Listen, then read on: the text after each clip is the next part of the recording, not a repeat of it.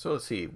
Last time we left, all of you had used up all your rations getting to the wonderful city of Penna, the capital of the Alorian Empire. And each of you had your different feelings about the encounters you had on your way to Penna. Some of you didn't mind the raccoon man who was stealing because he didn't really have any other means of getting food. Some of you were judgmental and kind of an asshole towards him. Some of you were understanding of the Hell Knight and his job. Some of you were kind of an asshole towards him. I was both. Yeah, it doesn't win you a prize. Then again, when it comes to Hell Knight, you don't really win prizes other than the fact you get to live. So That's a pretty good prize. it is a pretty good prize when it comes to them. Yeah, I'd say. But you arrived in the town of Penna, and there you had... Let me pull up my notes to make sure I have them all correct. There you had stayed at the Sage's Nook, which is a kind of like a hotel / library. They have a large assortment of books that you can rent while you are staying there, or you can read while you're there and everything. But you're not allowed to take the books out because it's, in case other patrons want to read those books.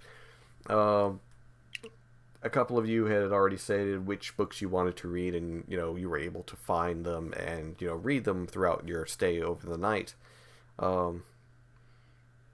Mute, of course, being the lover of women that he is, did spot one of the brothels down the way from the Sage's Nook.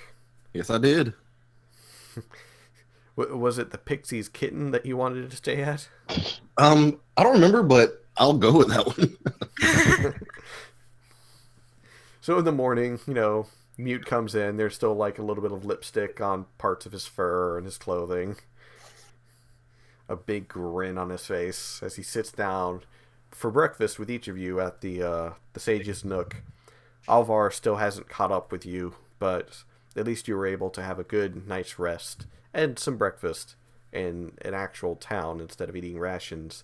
With Regnus, his notes kind of like firmly in front of him, still kind of poring over them to make sure he's got all of them and he didn't leave any in his room. And the morning light starts coming in, and the server comes over. Normally it would have been the man who owns the establishment, who is a kind of older gentleman, starting to get a little bit to grays in his brown beard. Fairly built, but obviously not all that imposing. But instead you have a... where to put it? Here it is. You have a tall, red-skinned, with kind of dark purpled hair and these golden hazel eyes tiefling with these very short horns curling over her head. She's serving you the breakfast, and she seems to speak very softly. At some point you kind of like have to strain to hear her. But she introduces herself as Chismel, and she doesn't really try and be sociable in any way, but she serves you and moves on. Right. But yeah, it's morning time, no signs of Alvar, and you're getting breakfast. So how are you each this morning? Groggy as hell. I think Tulip got a good night's sleep, and when Mute comes up looking like a hot mess, she's just gonna kind of like laugh at him a little, say like, "Have a good night." Yeah. It was a pretty good night, I would say. Daddy Kiada's just judging. I have needs. Speaking of which, Mute, mark 5 gold pieces off of your character sheet, 'cause that's how much it costed you for a lovely stay. All right. Let's see. So, you guys still haven't delivered the letter to the Lawmaster, which was sent by the Lady of the Forest in order to essentially get a new Lawmaster assigned to Heldas. as well as maybe a few extra guards to replace the ones that had perished. And a possible mage, as the town may need one. Yeah. Yes, exactly. But you were informed as to where, the Lawmaster's Hall is, to where you can deliver it to, and you know that his name is Calm Collins. So, there's that. So, what are you guys planning on doing this morning? Well, I feel like we should finish this and then go bring that letter to What's-His-Face and continue on from there. yeah, that's probably the best idea. Yeah. So once again, Chismal comes over and, serves each of you. She looks to you, Regnus, and the sort of bags that you have under your eyes. If you rub lemon on your eyes, it'll help get rid of those. Help get rid of what? The bags under your... I'm sorry. She just kind of, moves away. He pulls out his steel mirror. Fuck it. And just puts it away and it's like, alright. We ready to go? Yeah. Mm-hmm. Yeah, sounds good. All right. Oh, wait, we had breakfast? Oh, Yeah. Yeah. did not realize that was there. Whatever, let's go. You good, Regnus? Huh? You should probably eat something. He grabs a biscuit, grabs a slab of bacon. There, let's go. And tiredly munches, not really trying to catch crumbs. He's just like, Now the real question is, who's the real hot mess? Mute or Regnus? Well, he gets some props for grabbing the bacon, so probably still Mute. Oh. So as you walk out, did you say you wanted to deliver the letter first, or try and go to the library first? letter, definitely letter first. Yeah, the letter first. All right, so you follow the directions that you were given down to the Lawmaster's Hall, and it's a very orderly building, is the best way I could put it. Compared to the other buildings around here, it's the best made, and it's obvious that it's also essentially part of the jail that's right behind it. Oh. It's a very brick and mortar, strong, sturdy building, and there's about 4 guards posted out around the perimeter, constantly moving around. Okay. As you enter into the main hall of this initial building, you find a number of people there. You think some of them may be lawyers trying to get their clients out of prison and so on. And then behind a single desk, you see a large, muscular man, though he looks like he's kind of weathered a bit through the ages. And he's got these heavy scars, on his shoulders, on his hands, one on his face that just looks like it completely took out his left eye. And he's got this fiery red hair and beard. And he just kind of looks up to you and he's like, oh, great, more people. What do you want? Oh, we have a letter from the Lady of the Forest from Heldas. Heldas needs something. Great. I've got enough problems. I've got Nubbles bringing down my back because the fucking favorite kiss ass decided to up and get murdered. Alright, let me see the letter. She's just gonna hand it over. He takes it from you. He's not rude about it, but he takes it from you and he opens it, reads it for a moment. And you just kind of see that one good eye he has slowly get more bloodshot as he reads it. And he just reaches underneath his desk and pulls out a throwing axe, turns and chucks it as hard as he can against the wall, and strikes into the wall. And you see there's a number of other gashes and mars on the wall where this has probably happened multiple times before. Tulip's just gonna kind of stand there and just watch. Great. More problems out in Heldas. This is just fine. It's bad enough. Needs a new lawmaster. Needs a new... Alright. I'll pass this along. And he starts digging through one of the drawers. It's like, I assume you guys want pay for your delivery. However, if you're if you're really in trouble, perhaps we might be able to help you. You know anything about people winding up dead, missing organs, and all their blood? Yeah, sounds like a normal night for us. He just kind of stares at each of you and then looks back at you, Regnus. You look like you didn't sleep, so I'm not sure if you're delusional or not. Let's just go with a mixture of both. Mhm. It is very true. Tulip's just gonna kind of look back at Regnus and be like, well, I don't think you're gonna be much help looking like that.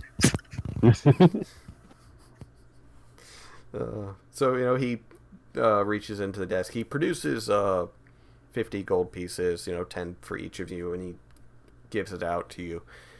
Thank you for delivering the letter. We'll send aid to Hellas as soon as possible. Thanks. If you're really good at killing monsters, if you see a Manticore any around the city or out in the tent town or anything, kill it. It's one of the noble's pets, and it kind of got out, and it may have mauled a few people of his, so he kind of wants it dead now. It's got a 500 gold pieces bounty on it. Oh. Oh, that sounds delicious. And painful. Very much painful. Yeah. And It was High Lord Menethin's pet until it got a little too big and caused a big ruckus. So, Stupid fucking nobles. Where was the last time? Where was the location of the last time it was seen? flying over town, heading north. Alright. That's about as much as I know. And as far as your comment about fucking nobles, yes, I agree. They're assholes. Especially High Lord Menethin, who owns Heldas, who just seems to enjoy his debauchery. He just kind of like rubs his temples.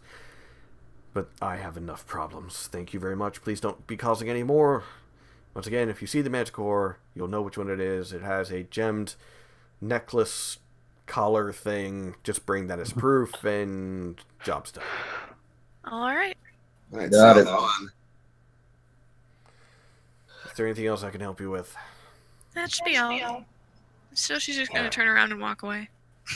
Have a nice day. Ragnus kind of lags and is like, oh, we're going. Oh, okay. Have a better day. I hope.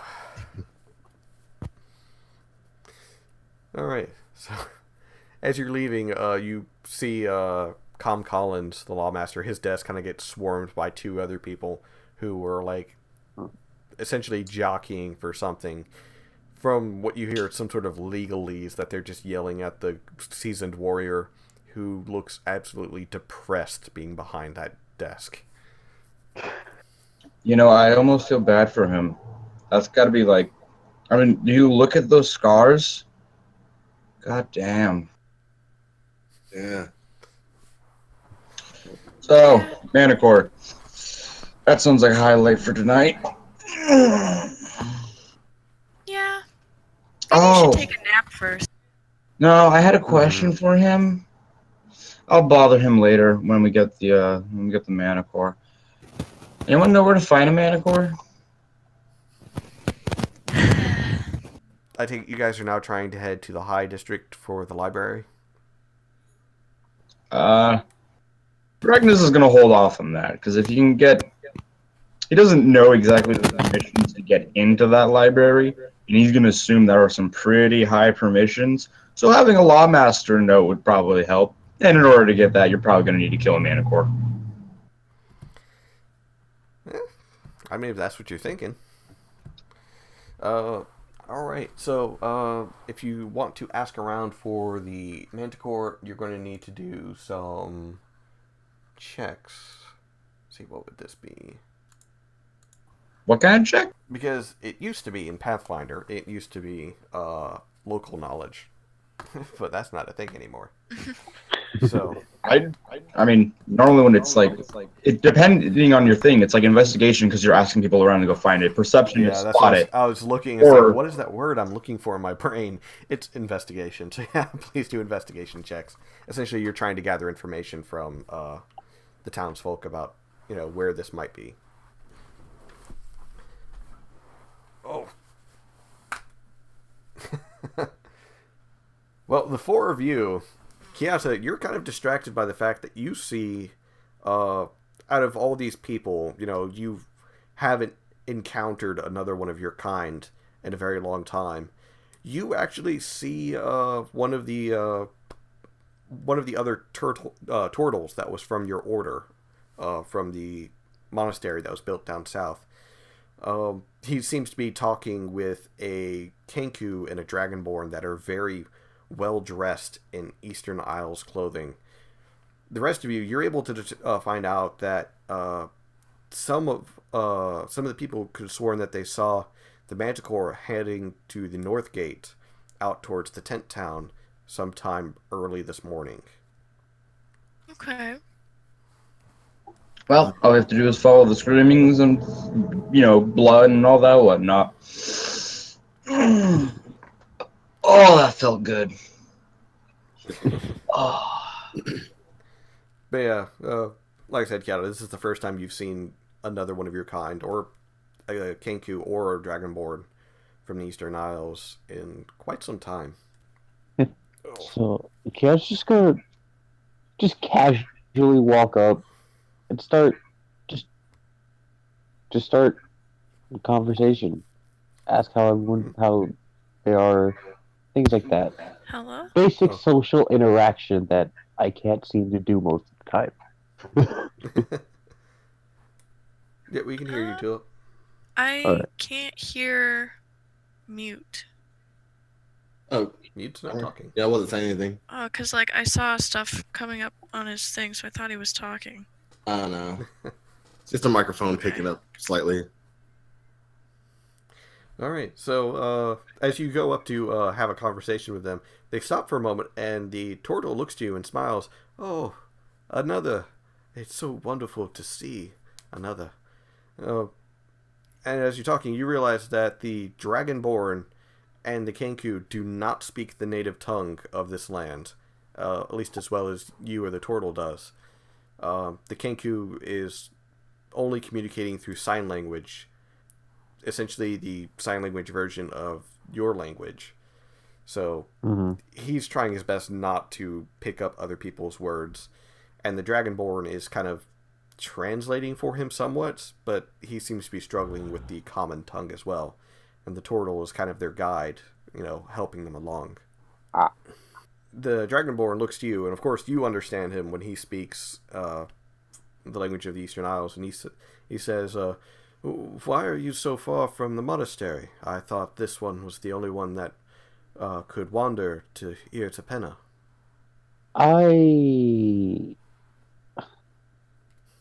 He kind of raises a brow. It's a long story. It's a long story. You turtles do like your long stories. Well, good travels to you. As do you. Yeah, you're easily able to have passing conversations with them. From what you understand, the Dragonborn and the Kenku were trying to be ambassadors for the Eastern Isles, and they were supposed to meet with some of the nobles today, later on. But they seem to be having issues with communicating with people, and thus the turtle with them is kind of their interpreter.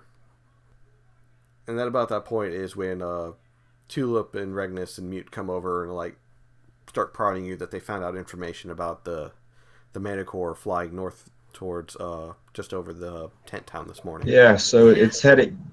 Is that another turtle? The turtle looks at you. Hello. Howdy. You're very strange. Oh, hold on. And he pulls out a small book, and he looks at it for a moment. He looks up at you, and then he puts on glasses, and then he looks at you. Oh, you are a Asma, correct? Asma. Oh, Azima. Oh, I see the eye now. My apologies. This may sound extremely racist, but I only thought there was one turtle, and I don't know why. I just thought you were some kind of fluke. But apparently there's more. Apologies, I'm extremely tired. It's okay. He pats you gently on the head. You kind of see where Kiata gets his easygoing nature from. It's just something that's ingrained in them. You have very sharp claws. That I do. The Dragonborn and the Kenku kind of like stare at you, Regnus, kind of thrown off by you. And then they look to Mute. They're also thrown off by him as well. Is this just a regular animal convention kind of thing? We have two turtles. You We can't have just say things like that. say things like what? We've got a lizard, a bird, two turtles, a cat. Kiata, could you do an intellect check or a history check if you have it? Alright. What did you say to check for? Intellect or history? Whichever one's better. Let's go history. Wow. Oh, That's yikes. that one. You're not sure why, but you suddenly see like the Kenku's feathers ruffle at the mention of, Regnus basically calling them a walking zoo. No, I mean like the whole kind of- group, like this Yeah. whole encounter. Yeah, he seems to take offense for it. You kind of you see the emblem on his robes, and it kind of it nags at the back of your head as to you've seen it before, but you have no idea, or you can't seem to recall where it's from. But the Kenku seems to be annoyed now. Well, after seeing this, Kiana's just gonna kind of give Regnus a pat on the head. Just ignore him. Just he's a little tired. Yeah, kinda. I'm also apparently I tend to be an ass. So your ASMR thing not far off. And at this point, I look at the Dragonborn and I introduce myself in Draconic. No, he perks up. Oh, another that speaks the tongue. How wonderful. It has been strange not being able to speak in native. Yes, I understand. I've done plenty of travels and I've learned quite a few languages along the way. I only caught up pieces of what the white-haired one says, but I believe he has insulted my charge. He tries to find the right words to put it. Lord Tenyu does not overly like white-haired individuals due to the mistrust. Well, And he tends to be a little brash and say things he shouldn't, but he means no harm. well, that is good. It's just make sure he doesn't insult any more of the nobles from our homeland, else he might have problems keeping that white head of his. Okay, no problem. Regnus kind of points at Mew and goes, "Yeah, whatever he said."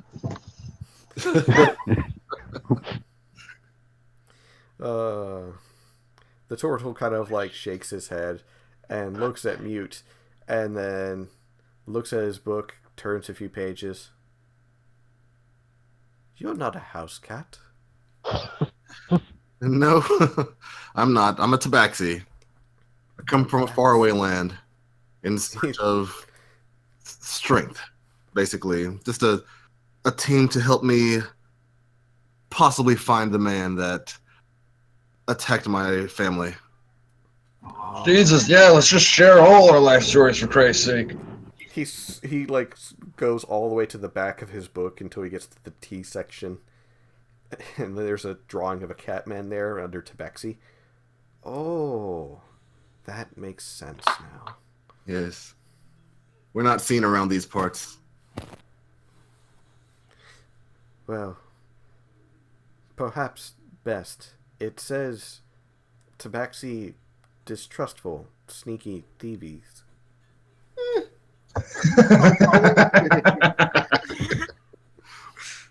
I'm as trustful as they get.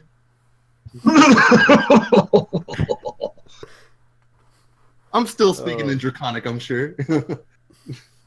Yeah. Oh yeah. Once again, If he's speaking Draconic, I didn't understand any of that. yeah. The turtle, slowly puts his book away, and he turns to you, Tulip, and he starts like digging in his pocket. He produces candy for you, and he gives it to you. Here you go, small child. I'm not a child, but I'll take it anyway.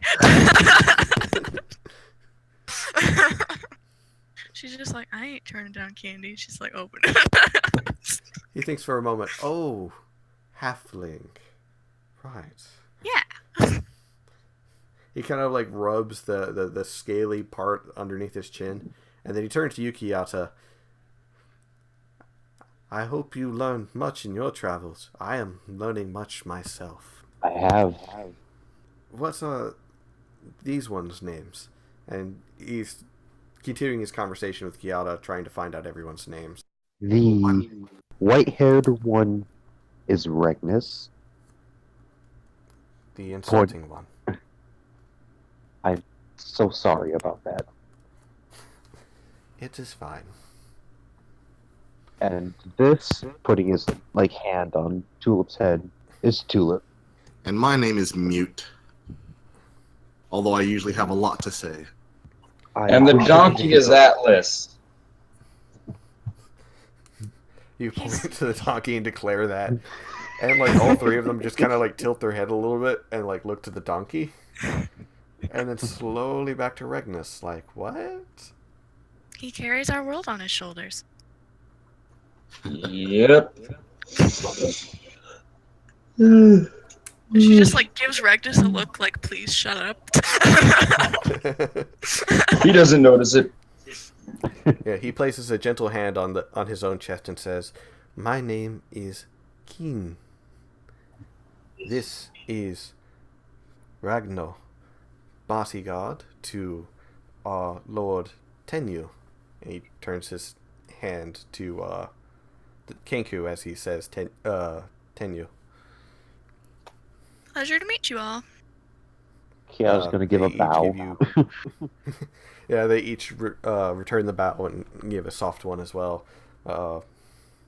Unfortunately, Lord Tenyu and Ragnar do not speak your common tongue, Tulip and Regnus. That's fine. I don't speak much besides common either. A shame. I find learning new languages much fun. In Celestial, he goes, as do I, but I doubt you understand me. The Kenku responds in Celestial, as do I, but I doubt you'll understand me. Tulip's just gonna say in Halfling, nobody's gonna understand a word I just said.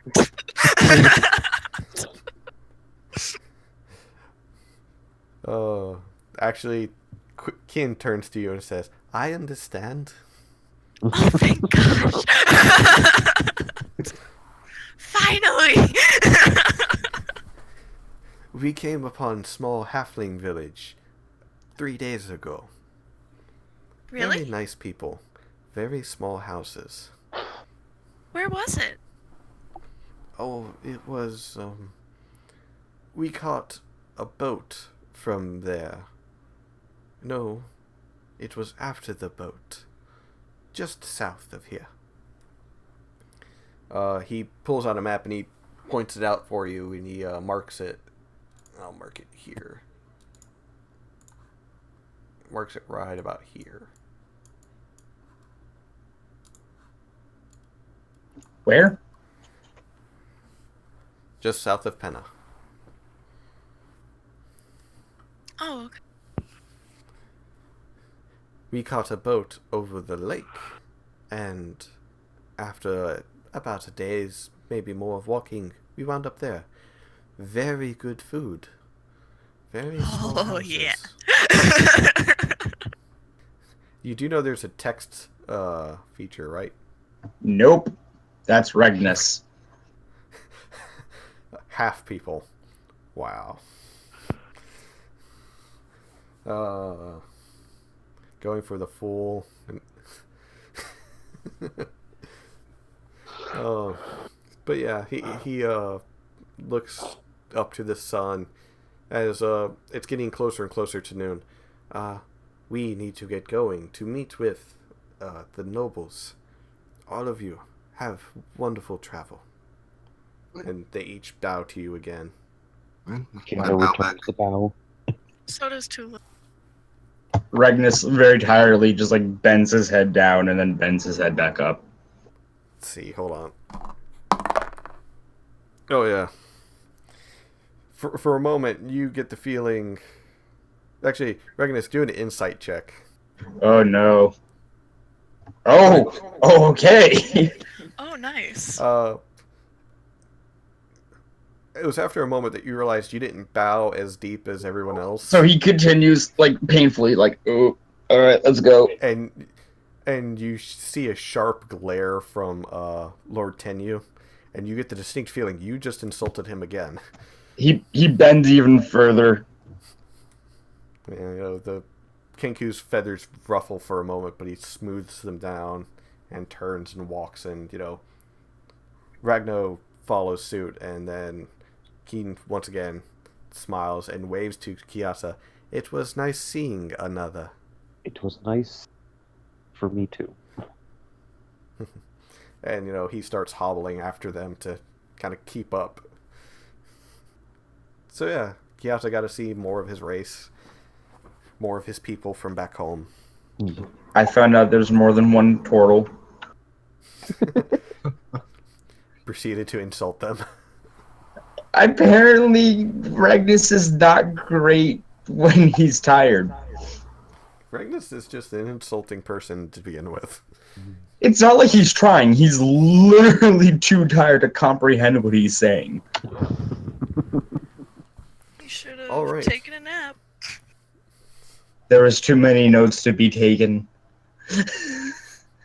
Gosh. Oh, fun times, fun times. So, How do I erase the map?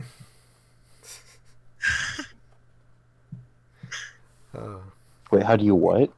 How do I erase the map? Oh, you can use your select a move tool and click on it. And then delete. I'll mark this again for you with actual.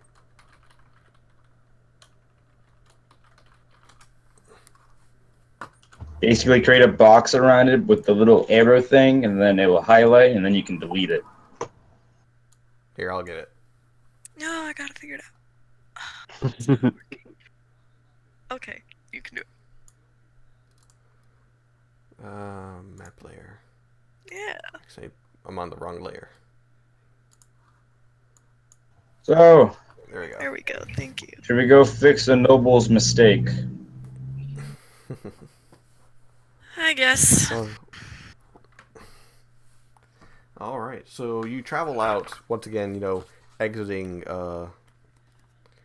through the north gate this time, and as you do, you get stopped and patted down by the guards again.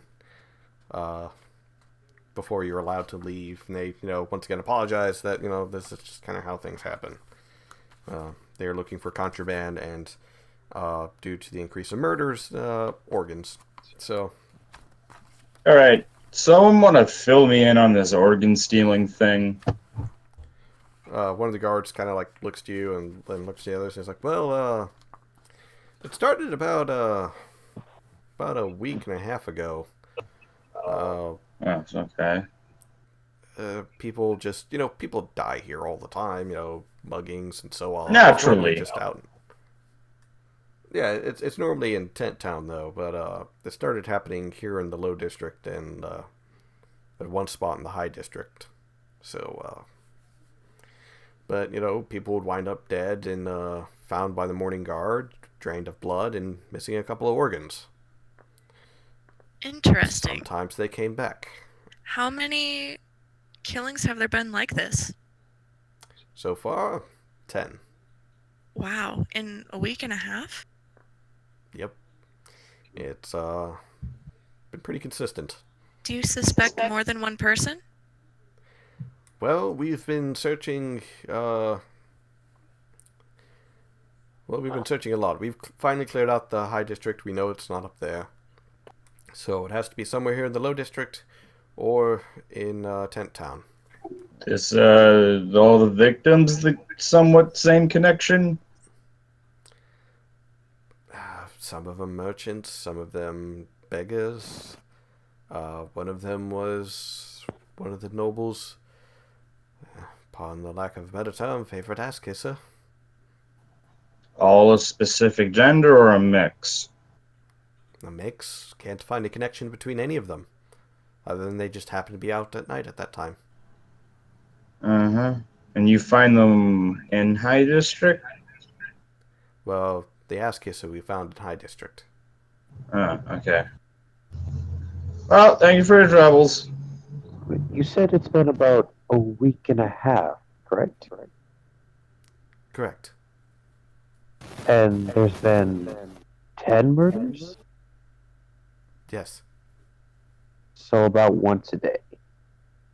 Or night. About once a day. There was one just last night, actually. Where? Near the port. We're trying to check all the warehouses out there now, but there's a lot of them. But it's probably just some crazed fanatic. Hopefully, nothing we can't take care of as gods. Right then. Alright. All right. So you guys head out into Tent Town, or is there anything else you want to pester the guards about? Nope. Okay. So you guys head out into the Tent Town, and you find that it's packed as normal. You know, all the tents, all the makeshift shacks from discarded wood, leaning on each other, using each other as support. Remember, you see any urchins, keep an eye on your pockets. Okay, sure thing. You also see a number of kind of rougher men, kind of staring at you guys, trying to size you up, see how much you're worth. But for the most part, you're able to pass through the tent town unmolested. Mute's least favorite term. Drat.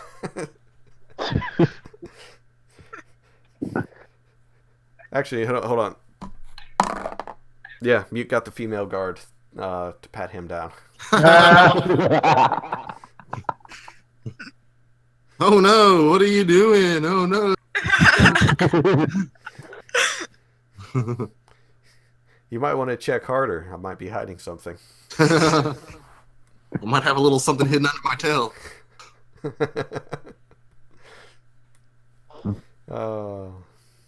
Unfortunate for you, you just get a roll, her rolling her eyes at you and just he's fine. So you're able to go out through Tent Town without being bothered too much, and you ask around more once again, trying to find any rumors or anything pointing in the direction that the Manticore might have been. Eventually, you do see a farmhouse just kind of off in the distance that looks like it's been abandoned for quite some time, and one of the people say they think they saw something fly over there this morning, but they were still kind of hungover, so they're not sure. Ragnus is gonna slap himself more awake, getting the adrenaline running, and go, "Alright, let's start there."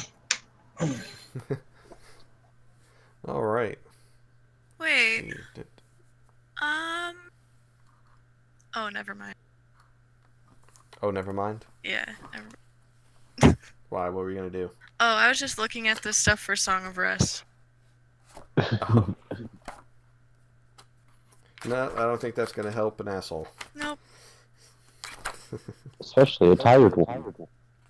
Yeah. Alright, there's my book. Alright, so fun times shall we had, one way or another. And as you travel closer and closer to the dilapidated barn, I need each of you to do a perception check, if you don't mind. All right.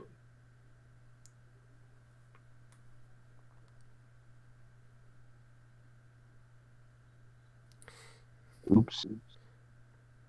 That's a performance. That's not okay. There we go. Yeah, he performs better than he sees. He's a turtle. They don't have very good sight. All right, so 14, 11, and 7. Oh, and a 20. So Mute, you definitely notice it. You know, you kind of glance behind you, and you see a few of the people that you saw beforehand in Tent Town kind of following after you. Let's see. Tulip, you notice it after a moment too, as well as you, Regnus. Kiasa, you're more focused on that barn, and you're thinking, man, that barn looks like it's about to fall over at any second. Who's following us? A few rougher-looking individuals from the Tent Town. Hey guys, I'm not 100% sure, but I've been kind of paying attention to these guys that have been following us for a little while. Oh, great. Well, they're probably gonna run away once they see a Manticore. They probably don't have the skills to deal with that. Yeah, I'm sure they don't. Are they noticeably trying to get closer and closer to us, or are they like keeping the same distance? They're noticeably starting to get closer and closer. All right. All right. Ragnus is gonna sit on the back of the wagon then and just stare at them. All right. Let's see.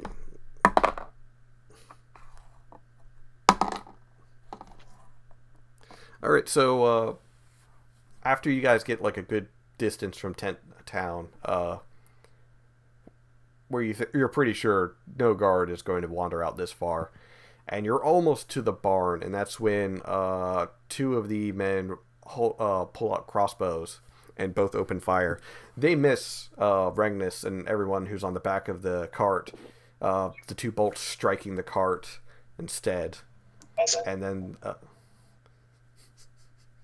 Is it possible for did I notice them go to shoot the bolt?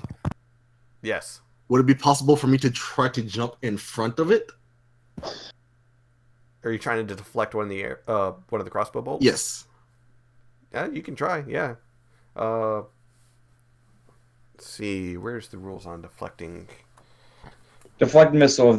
If you get struck with a bolt, you roll a D10 plus your dexterity modifier plus your monk level. If you reduce the damage equal to 0, you catch the bolt. If you catch it, you can spend a key point to fire it back. All right. So roll a 1d10 plus your dexterity modifier. I say that one more time. Roll a 1d10 plus your dexterity modifier. And your monk level is 3 right now, so.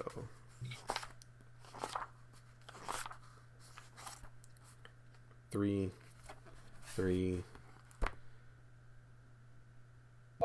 What's your dexterity modifier? Let me see. 4 or 3? Yes, 4.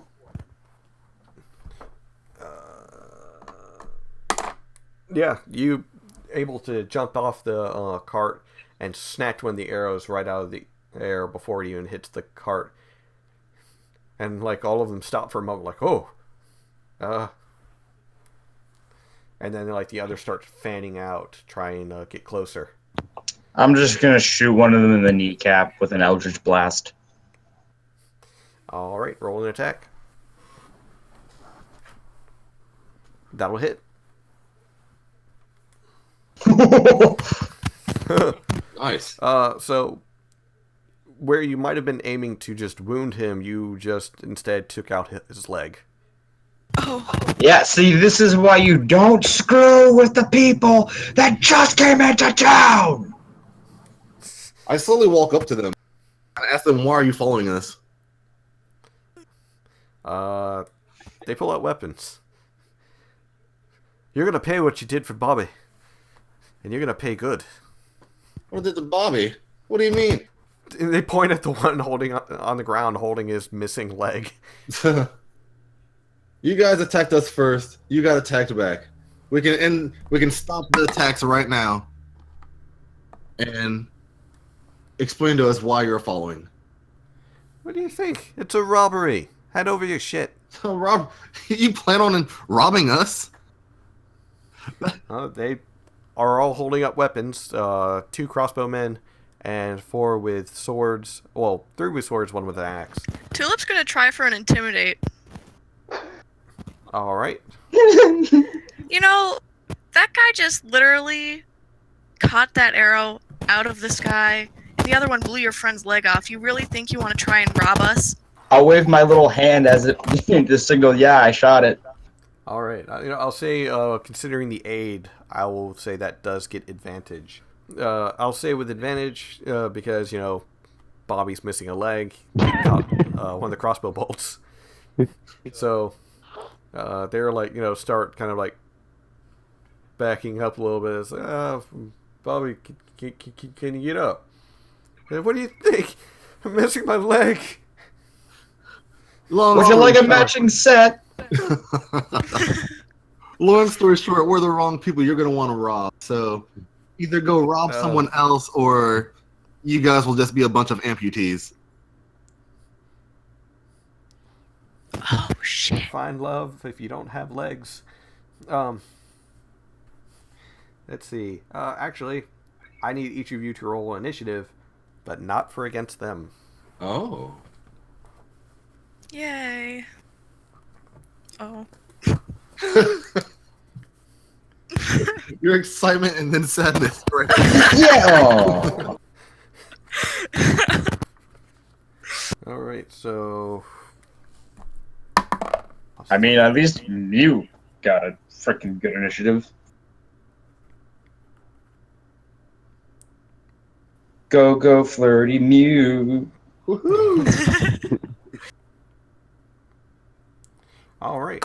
So, as you were preparing to possibly fight off these would-be assailants / robbers, you all hear a roar coming from the barn, and a flurry. Well, actually, not really.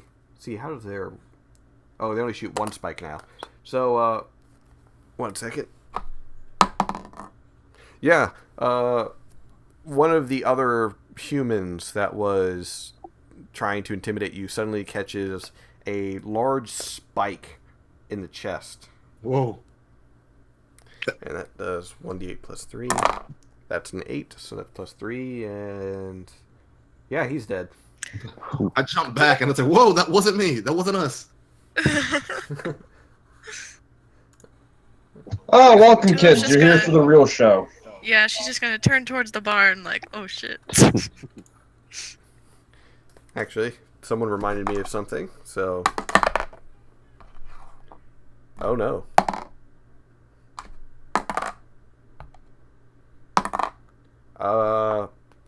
So the good news is, Bobby's dead. He catches another one. And the bad news is, so does Atlas. No! No, my As- son! Spare the dying! Spare the dying! Oh no. As the Manticore comes bursting out of this kind of large hole in the roof of the barn and launches this, 3 quick tail spikes and then starts flying down towards you. You son of a so- bitch. Nobody kills my son and gets away with it. Actually, see, how much health does a donkey have? I don't think they have too much. If somehow Atlas survived getting a spike shoved through him, I'll be impressed. Damn it, I will spend my healing on him. Do it! He is our only mode of transportation via wagon right now. He's better than all of us anyway. He is. He really is. Let's see. He's the group mascot. An ass. He is. No. It fits. No, actually, he's fine. He's fine. Well, he's not fine. Like, he is seriously hurt. But Hey in there, buddy!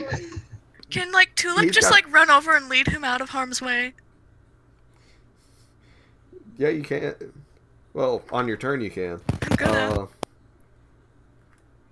Let's see. Yeah, he's got about 7 hit points left. Oh man. So yeah, fun times. Wait, 7 out of how many? Wouldn't you like to know? I would. He has a total of 15 health points. Huh. Not too bad. Yeah. The Manticore rolled low when it hit him. Okay. Because the tail spikes are 1d8 plus 3. Oh. Oh. Alright, so first up, the Manticore is currently in the air, about 10 feet off the ground, and the first one up is Mute. All right. And it's about 30 feet away from you as it's flying towards you guys. All right. Huh. You know what? The first thing I'm gonna do, I'm gonna kind of like ensure the group in kind of a way. I say to the robbers, I'm like, you can help us fight this guy to avenge your friend. This is why we left town. We would do better working together than doing this alone or in separate groups. Make a persuasion check. Right. Oh, nice. Oh, nice.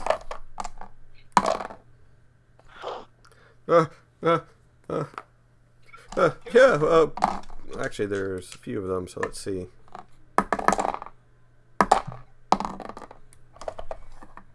Oh, well, only the 2 crossbowmen stay. The rest run away. Okay, that's fine. One of them's dragging Bobby's, poor body. The other guy that took the, took the spike to the chest, they just kind of left him. So. Okay. So at this point, I do move forward toward the Manticore, and let's see. I guess I would have a bonus. Yeah, I would have a bonus action, right? Yeah. Okay. So I will, and it's in the air, correct? Correct. All right. I will use Radiant Sunbolt, and use a. Well, how does that work? I think I can use a key to do it twice. So make sure I click the right. Hadouken! The first one will hit. Right. And The second one will hit. nice. Oh, good job. Nice. So, Mute, I'm guessing you jumped on top of the cart to get closer, since it's still in the air. Yes. So Mute runs up, back over, jumps on top of the cart, plants his feet firmly, gathers the radiant energy into his hands, and yells, Hadouken! And almost... Don't judge me. In almost rapid-fire succession, a second one leaves his hand behind it and strikes the Manticore twice, burning at its flesh, and it becomes pissed. Nice.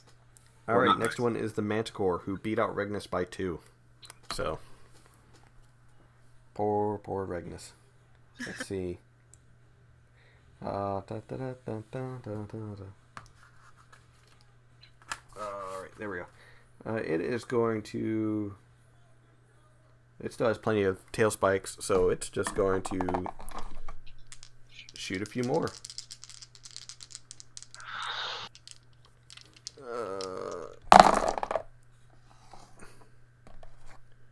Kiata. Yes. You only get hit once, as only one of the tail spikes actually hits your shell and actually pierces it a little bit. The rest deflect off harmlessly. Can I use a key point to catch that tail spike? No, so you can use your reaction to attempt to catch it, and if you do catch it, then you can use the key point. Yeah, you use your key point to deflect it back at him. Yeah, so you would roll, as a reaction, you roll 1d10 plus your dexterity modifier plus your monk level, which, if I recall, your dexterity is plus 3 or plus 4? Yeah, plus 3. Plus 3. Man, that's So a really 3. good... Sure. So that's 9. Mm-hmm. Yeah, you're able to catch the tail spikes just fine. Alright. I want to throw it back at the Manticore. That takes a key point, and you have to make the attack roll. You're proficient with it, though. Yeah. Yeah, because it would be the same as your dart. Okay. Just larger.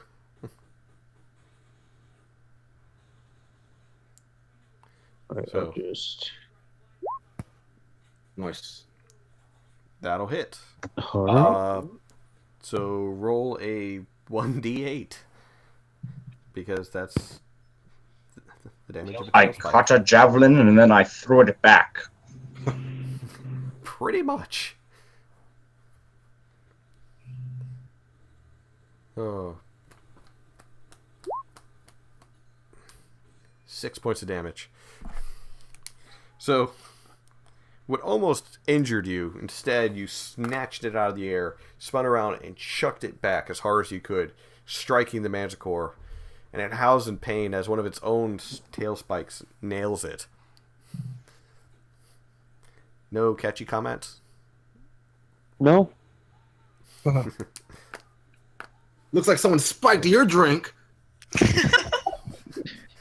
Oh, that hurt. Regnus, it's your go. You know, I should hit you for that joke, but right now I have a much more entertaining target, and his right arm is going to glow brilliant white light as a small little bead coalesce in his hand, and he's going to throw from the tattoo a guiding bolt. All right. That'll hit. So, 16 points of radiant damage, and the next person to attempt to hit it has advantage on their attack. Nice. Nice. Dope. You darn casters. Anything else you would like to declare? Ya damn casters! I am going to spend a healing light on Atlas. Yes. Yes. Heal the damn donkey. Please, He's don't a member leave me, of the Atlas. family. Okay. Sure.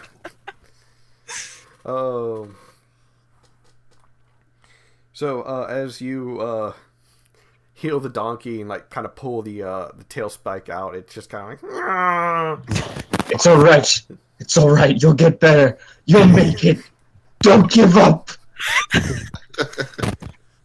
Now I want to kill it more. Oh, no, please no. My spirit animal is not your snack. What's your spirit animal? An ass. Tulip getting a little more statics. Oh yikes. Alright, so after Regnus is Kiata. So how far away is the Manticore? It's at where you guys are, it's pretty much like 10 feet above you. If you're on the cart, it's about 5 feet. If I get on the cart, could I jump onto it? You can make an acrobatics check to jump onto it, I yeah. wanted to do that. But you're not a 450-pound turtle, so Yeah, true. Oh, you said acrobatics? acrobatics. Hell, Do you jump I will onto be impressed if a 450-pound turtle did that. Well, you're about to be impressed because you did. Kiata's So, best Kiata- dad.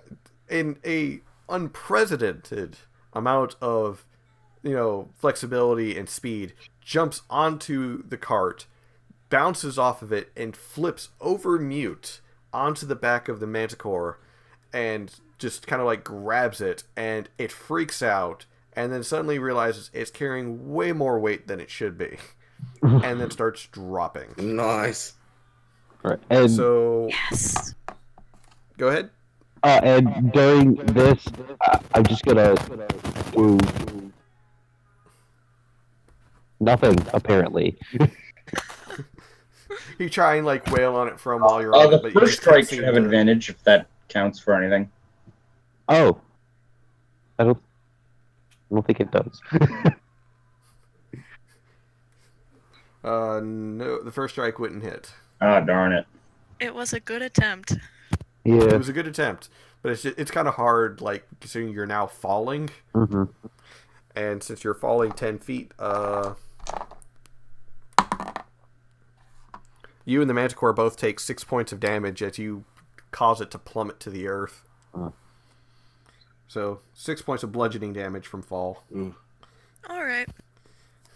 So it's like Kiata is now on the Manticore, 2 swings, and unfortunately just not able to, hit it as it's flailing around as they both just go wham right into the dirt.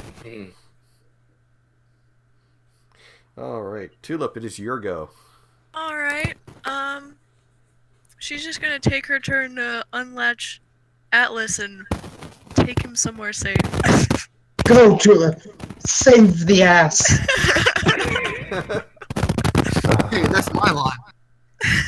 Shut the hell up. That is my pet, that is my spirit animal, and I will defend it with my life. Excuse me, he's my best friend. All right. So,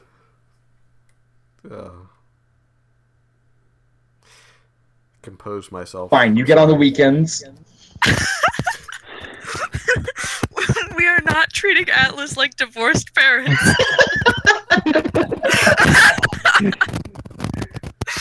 I mean, Regnus would have to get a girlfriend first.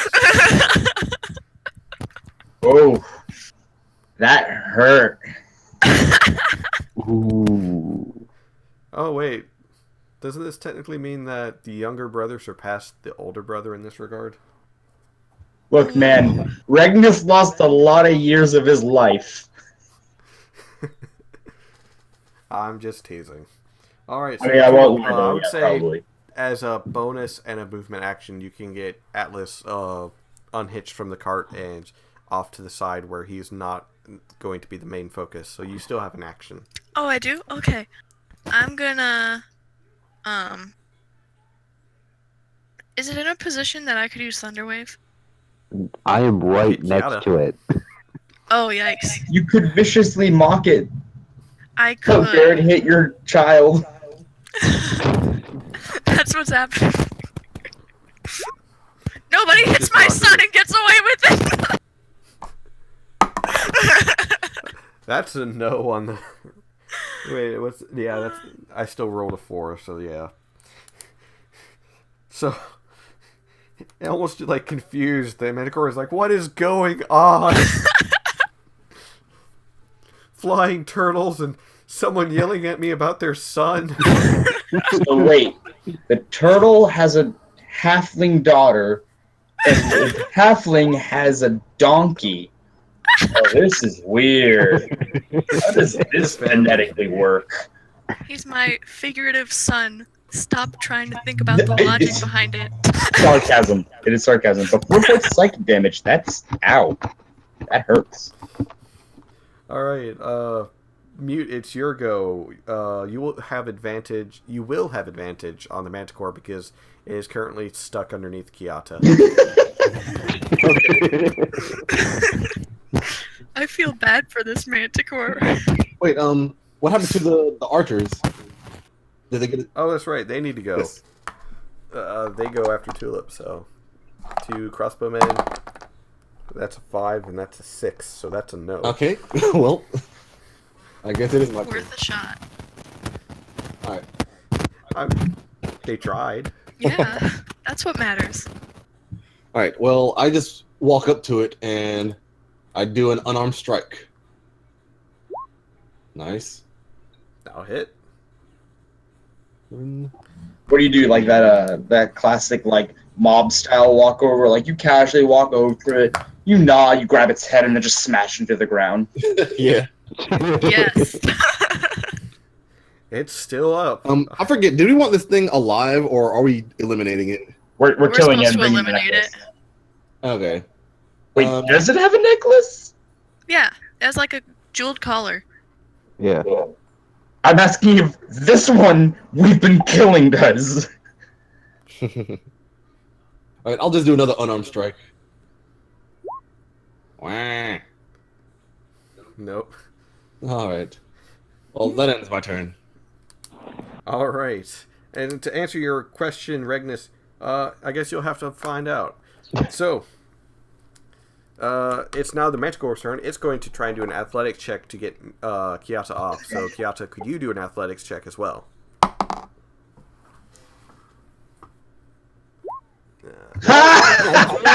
Oh, never mind. That's a nat 20. So, Oh my gosh. like, it's like, okay, he rolled a 16, and all of a sudden I just look up. No, it's nat 20. No, he tries to get up, and you kind of, like, do that sit-up thing where you kind of sit up with them a little bit, and then you just drop back down. And you hear, ah! I love this. But it can still use its claws, so it's going to try and swipe at Mute because it can't really reach you because you're on its back. Mute, you get only hit once. All right. And its claw is 1d6 plus 3. 5 points of damage. All right. So, Kiasa is so heavy, unfortunately, that the Manticore not only can't get out from underneath him, he can't, like, turn around underneath to, like, try and claw at Kiata that way. Poor thing. So, Regnus, it's your go. I'm really contemplating whether or not to buff Kiata. How injured does this thing look? Pretty fucking injured. Yeah, it's not worth wasting this spell. I'm going to take I'm going to just take one of the daggers I have and just throw it into the eye socket if I can. Ooh. All right. Oh! Oh, well. I'm better at dart throwing than I thought. Rest in Nat peace. 20. And I rolled a 1 We on got both another damage. one. I rolled a 1 on both damage dice. Damn. A nat 20 as you fling, like you take out the dagger expertly, you fling it with the tips of your fingers and nail it right in the left eye socket. It howls out in pain and tries to like claw out the dagger that's gone like hilt deep into its eye. Oh. I did not actually expect that to work. It is fearful at this moment and angry as it's just trying to thrash around, doing whatever it can to try and survive. Well, Anything else you'd like to declare? I can't bonus action attack because that's not my thing, so I got nothing. Okay. Kiasa, it's your go. You're still currently sitting on top of a Manticore. All right. You look kind of like, the one guy that's a little too old to be on the kiddie ride. Like, you're a little too big and you're a little too old, man. That's a little too accurate. Damn it, youngsters, I was here back when this thing was built. All right, and so on the back of this Manticore, just gonna do 2 unarmed strikes. That was 3. I guess flurry of blows. I'll go with it. All right. Well, 2 of those will hit.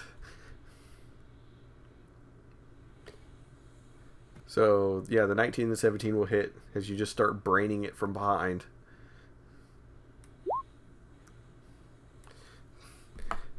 So, Kiasa, is like, okay, this is enough of a ride.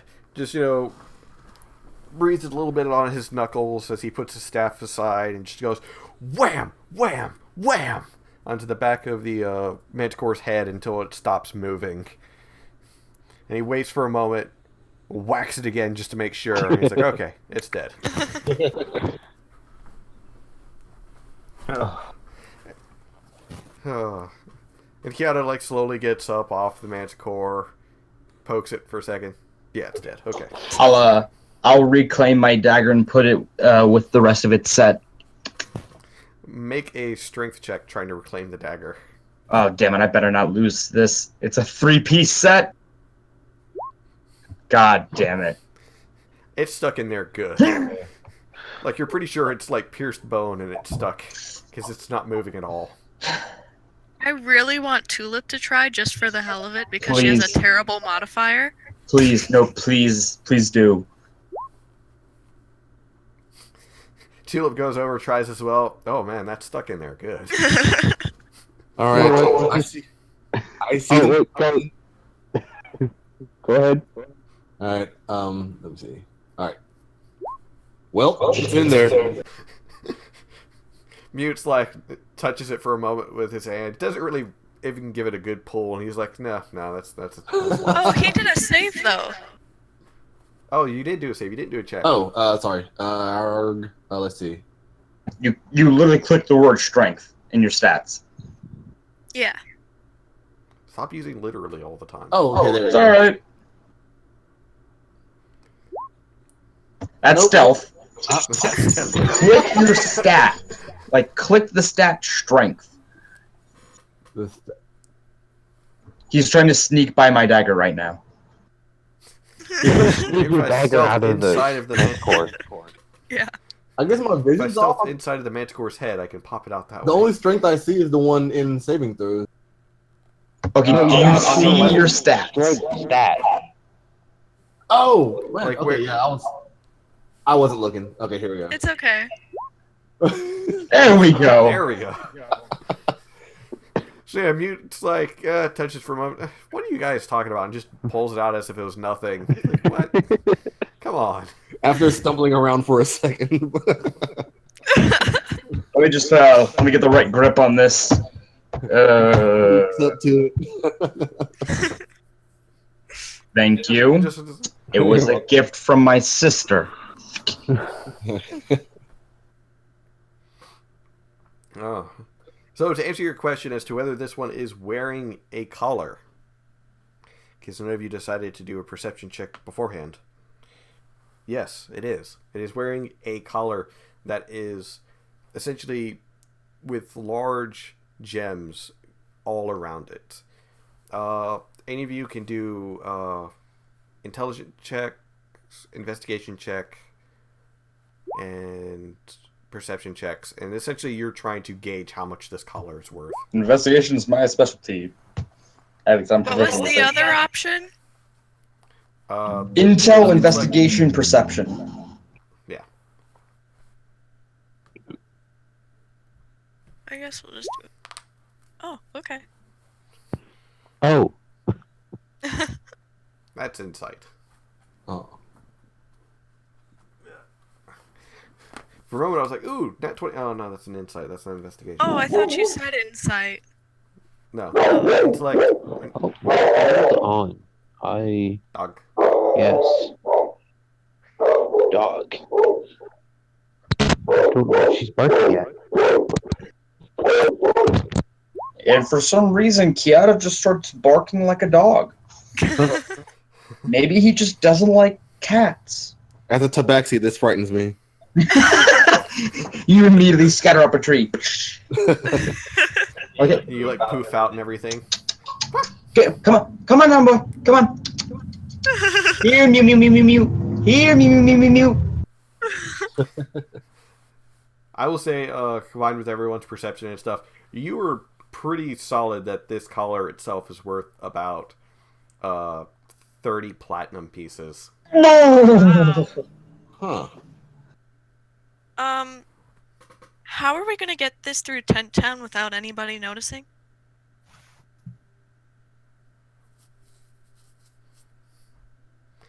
Just so you know, the two crossbowmen that had stayed with you, they ran off. Like after that first volley, they just ran. Nice.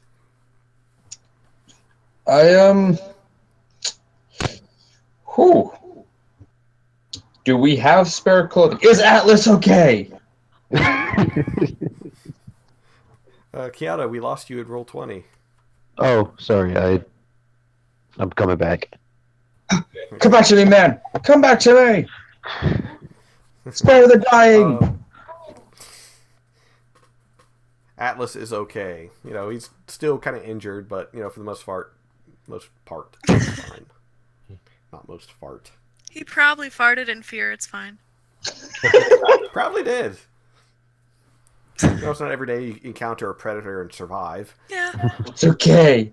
It's okay. We won't let anyone hurt you. Unless they need to make glue. So yeah, you're able to get the collar off and everything, and you're just kind of looking at it. It's like this is worth a lot of money. Anything useful we can salvage off this Manticore in terms of body parts that won't decompose? Do a survival check.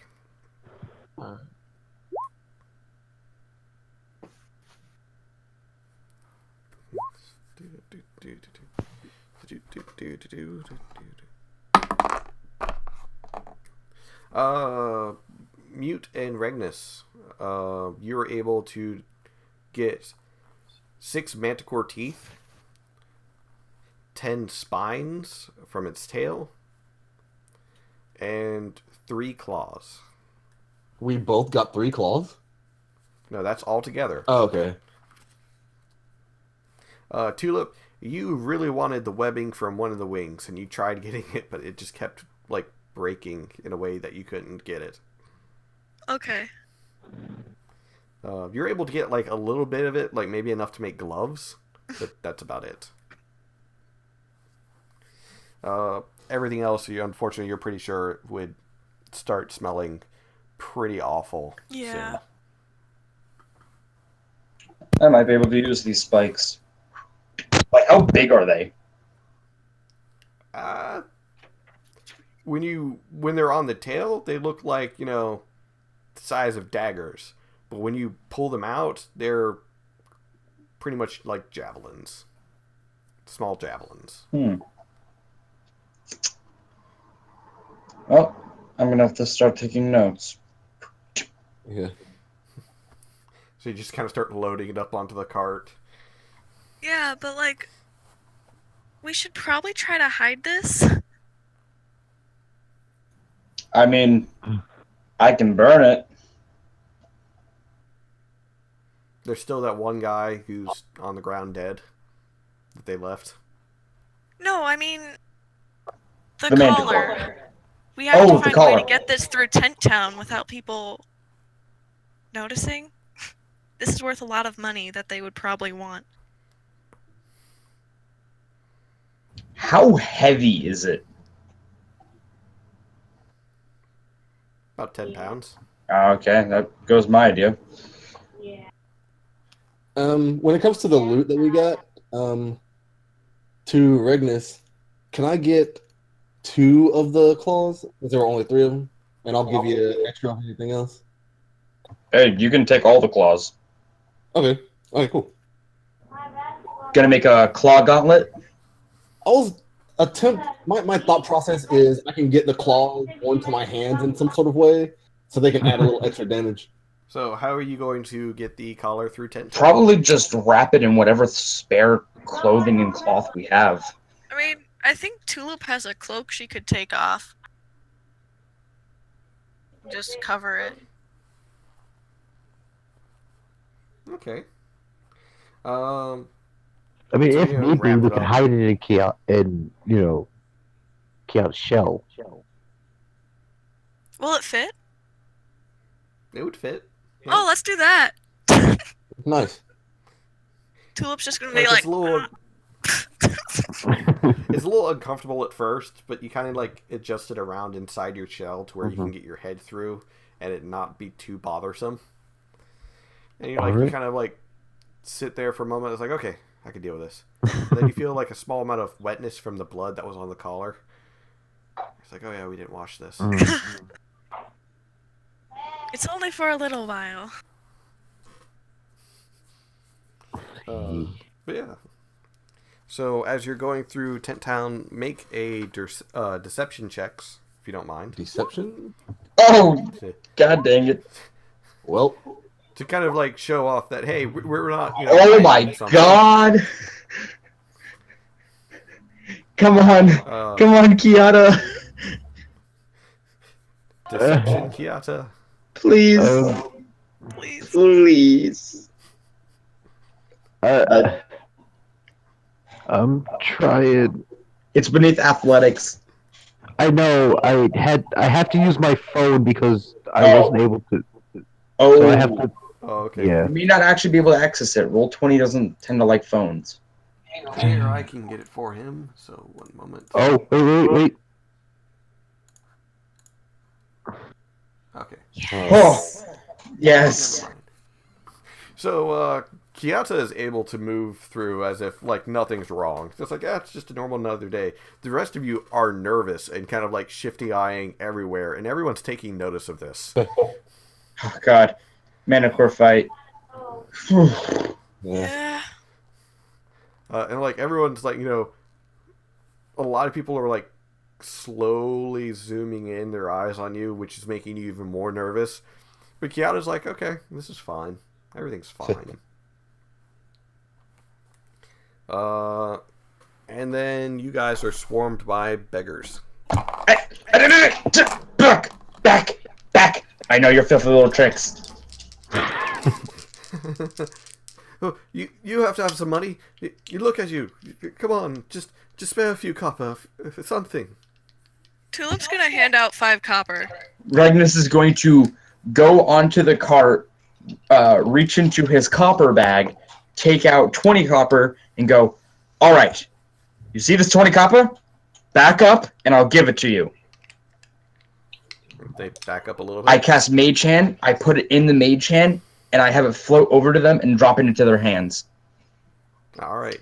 And Tulip, you said you also gave them 5 copper as well. Yeah. Actually, I'm gonna take that back.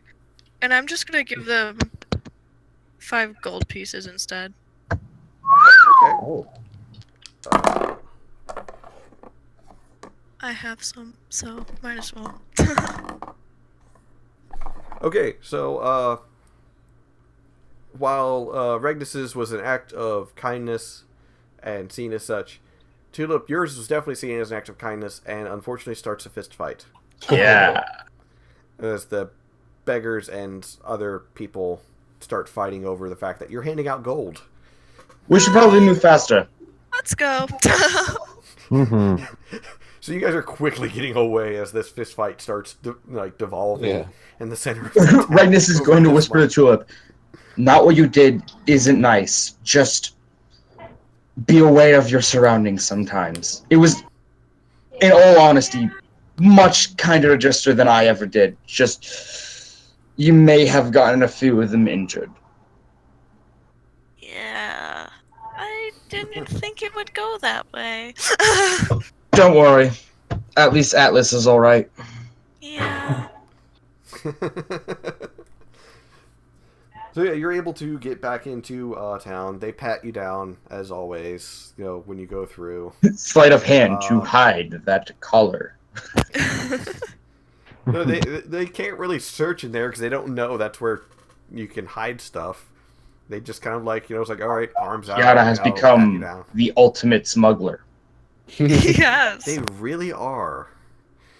But yeah, so you're able to get in town and all that fun jazz.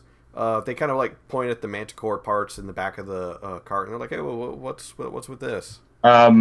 Someone's pet died. Yeah. They kind of look around like, "What?" One of the nobles had a pet Manticore. That thing grew too large, and like most people, they were like, "Oh, I can just let this loose. No one will notice." Yeah, we happened to notice. Oh, you took care of Lord Menathan's pet. Yeah. Gotcha. Turns out the thing thank you for doesn't that. know the command sit. Like, you think you teach them the basics. I mean, we taught it how to play dead. Menathan, Well, it's not really playing; it's more doing. That was the joke. Way to kill the joke. Magnus, you're too yeah, tired Lord to make Menathan- jokes. Start being grumpy again.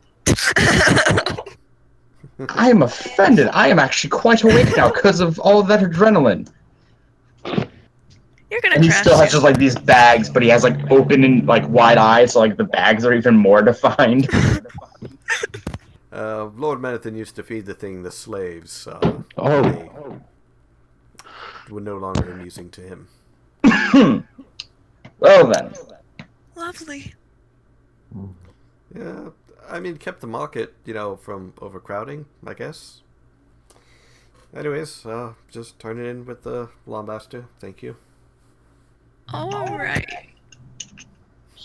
I hate this man even more now, as I say that as we're away from them. Yeah, me too. Let's see, as you're passing by... let's see. Yeah. So, as you are, making your way back to the Lawmaster, you actually do notice there are a few people essentially wandering around, and they kind of have slightly tattered clothing, and then they've got these thick leather collars with metal bands around the neck. For a brief moment, each of you kind of also remember that the tiefling woman back at the Sage's Nook also had one. Put her name... Gizmo. Yeah. It angers me that I can't do something about it without major repercussions. It's legal here in Aloria. There's just some things that we have to keep our noses out of.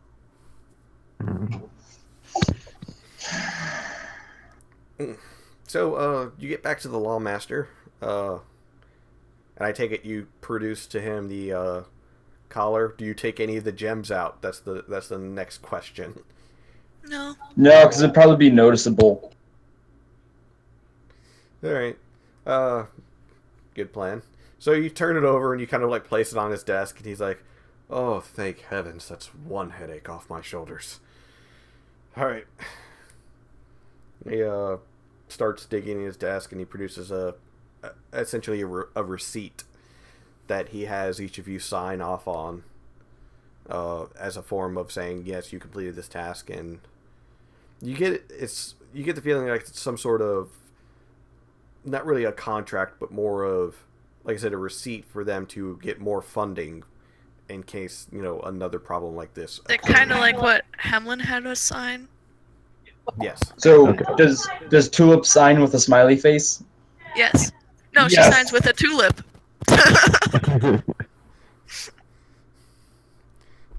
All right, so he's each sign of it in your own way.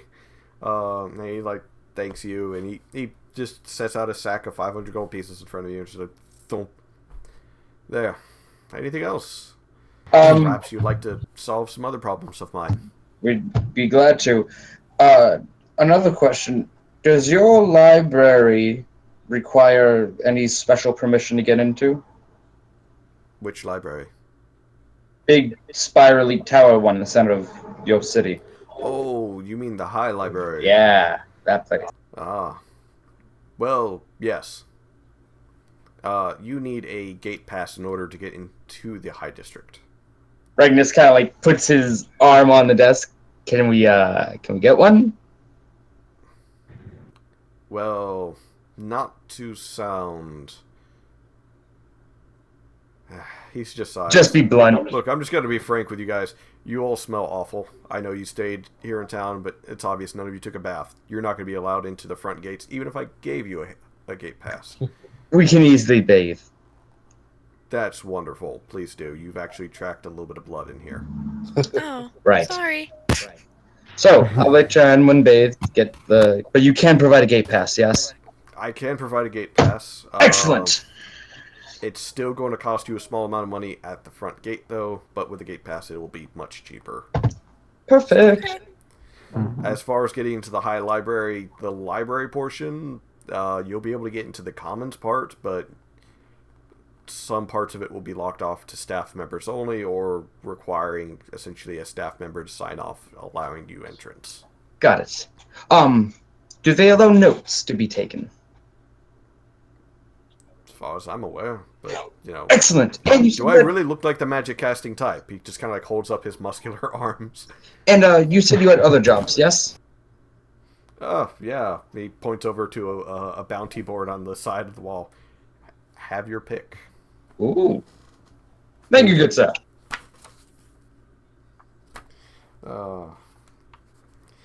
If you go over and look at the bounty board, you actually see a wanted poster. Okay. I will... There it is. It's kind of torn a little bit. It says, wanted for crimes of burglary and assault. The Raven. And let me... God damn it, why does everyone take the good names? It could be better. Don't give him the satisfaction. Oh, I would never dream of that. I'm just saying that. And I'm posting it into the Discord what the wanted poster looks like. For over a year, a slight man wearing dark clothing and a hood has robbed numerous nobles and merchants, making our city streets unsafe. Reward of 500 gold pieces, living or dead. For information, see the captain of the watch. He totally looks like Master. Garrett from Thief. There is also a few others, exterminating vermin, the foul beast one for the Manticore. That one actually is just now being taken down. Nice. And then you see a old poster. It's kind of just underneath the Raven, kind of blocked off a little bit, and the price on it says 500 platinum pieces. Oh God, what's that one? He kind of looks up from his desk. Oh, that one.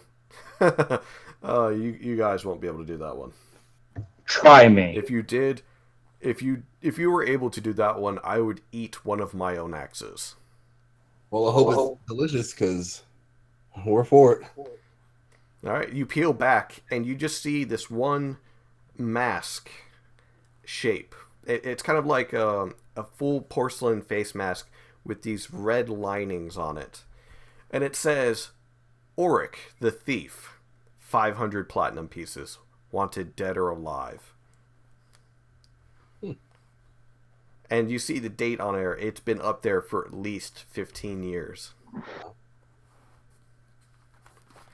Yeah, if you're able to catch that guy, I'll eat one of my own axes. And he's just... I'm angry because, player, I know this. Agnes has no fucking clue. I mean, you can do a history check if you want. Yeah, I'd love to. Like any of you can do a history check if you want.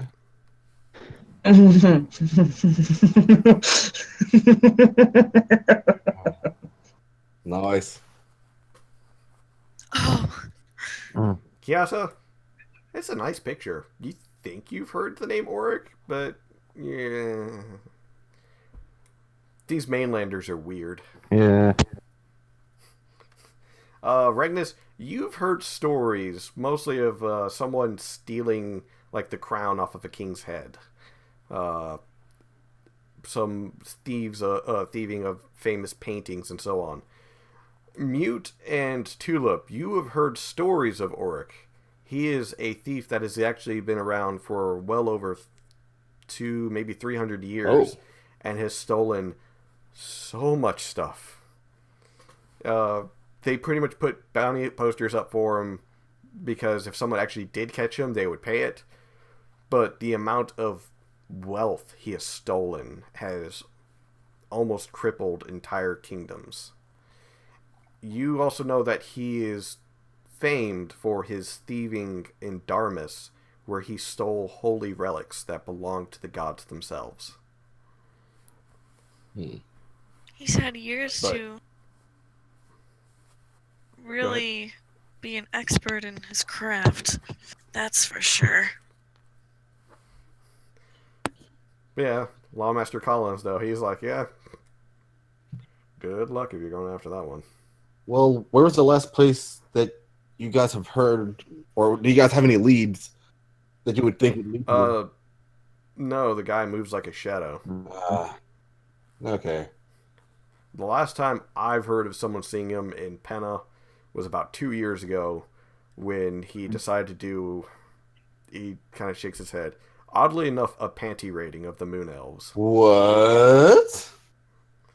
Yeah, he broke into the tower where the last of the Moon Elves live, and he stole all of their underwear, like even the men's. He just stole all of it. Huh. Interesting. No idea as to why. And where would this place be? I'm going to if you, slap Mute upside the head. If you go outside and you look towards the High District, you see the one tower that is the High Library. The smaller tower slightly to the right.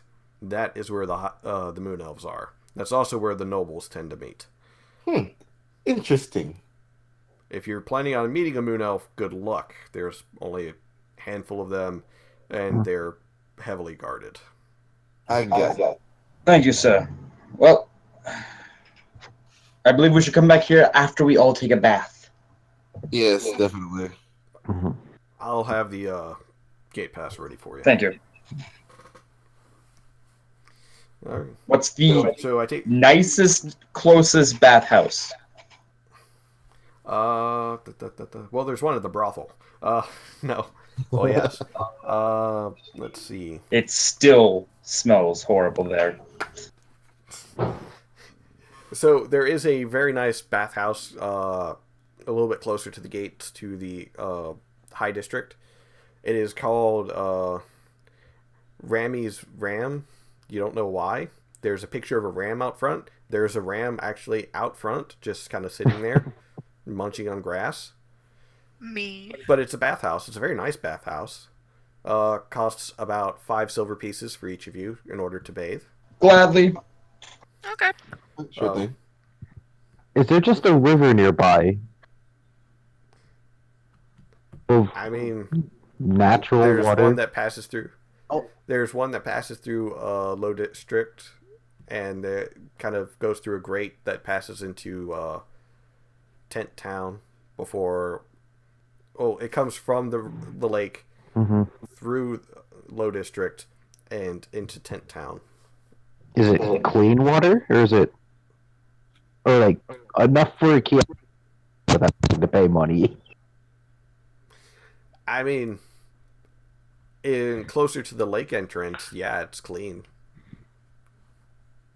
Yeah, I was just gonna bathe in the water. Yeah, I'm taking a nice hot bath. Yeah, Tulip's gonna go. I kind of All gather a cup of water, and You just start licking yourself clean. yeah, So Mute and Kiata are using the river, while Tulip and Regnus are using the bathhouse. Gotcha. yeah. But yeah, so you're able to, go and, start cleaning up and everything. Are these like private rooms, or this like just like multiple public rooms? This one is one of the nicer ones, so it has private rooms. Oh, Thank great. God.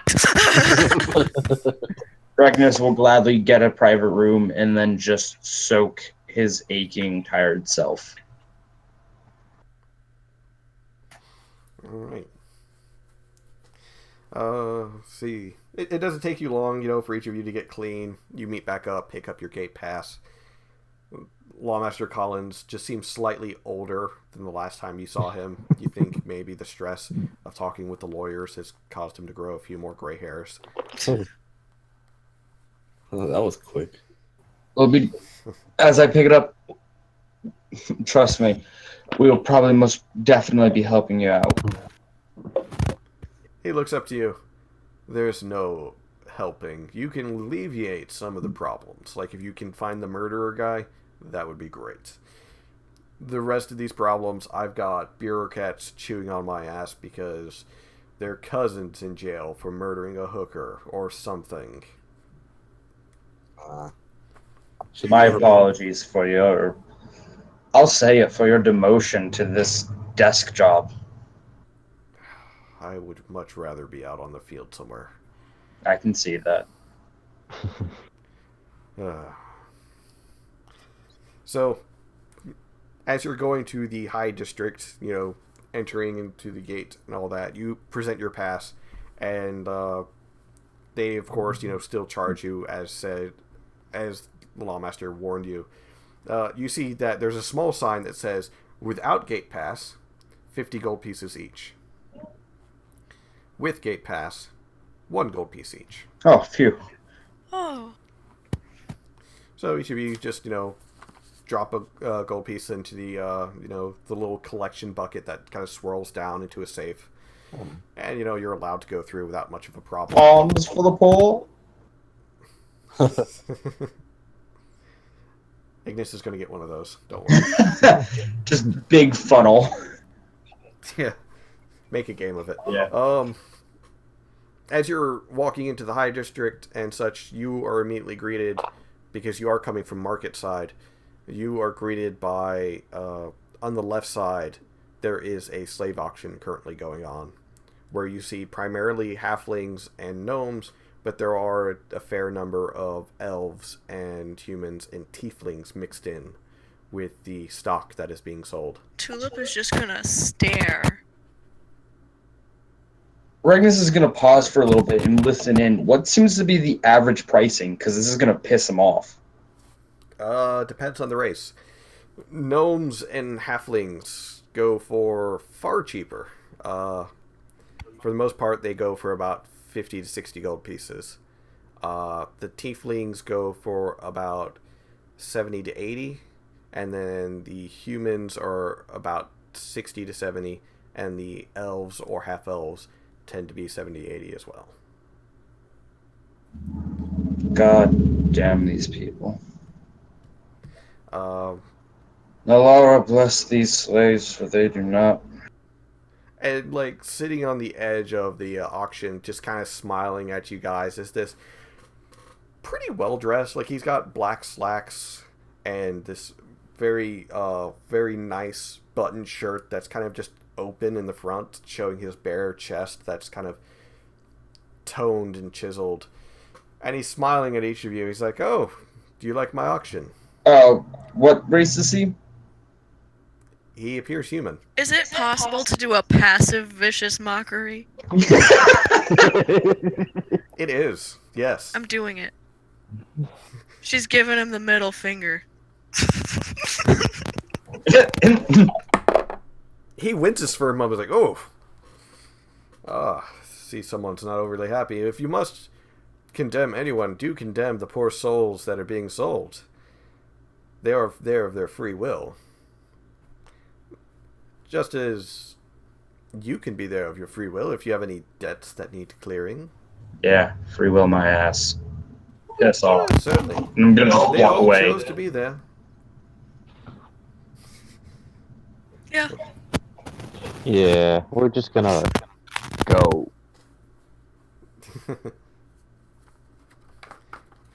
Mute's busy staring at the one tiefling woman, like, "Hey." But she's all the way on the stage, so she doesn't even see him. I really need to put like a hook on the end of my quarterstaff so I can just like pull mute whenever he gets distracted. Well, he's muted right now. That's why I'm just guessing as to what he's doing. Mm-hmm. Mute. Hey, come on.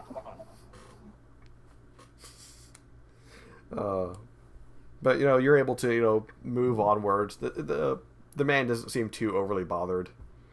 A little further down, you do kind of see what would be equivalent to a sign-up booth.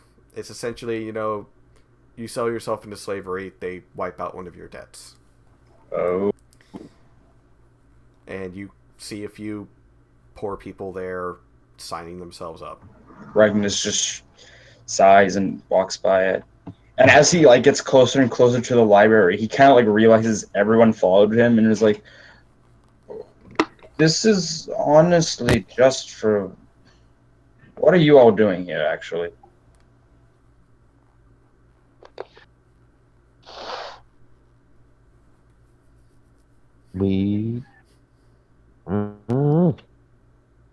I decided to join you on your little library adventure.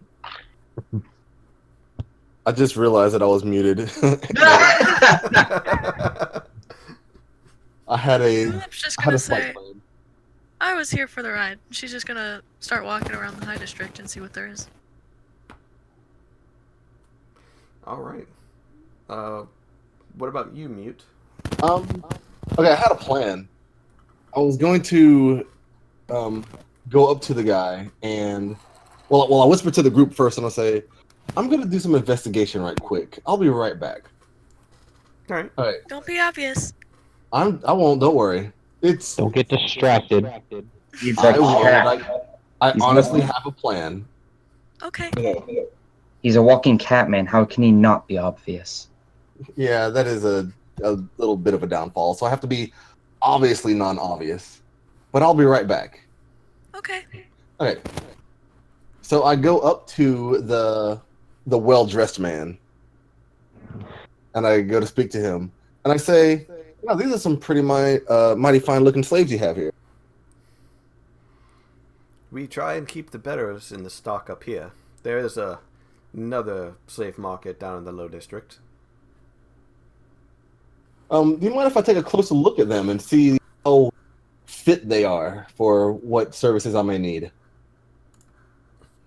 Oh, That certainly. sounds There's so bad. He kind of grins and slowly stands up. You know, he's about the same height as you, just as kind of wide into the shoulders too. All right. You smell like an aroma of maybe one or two different colognes or perfumes on him.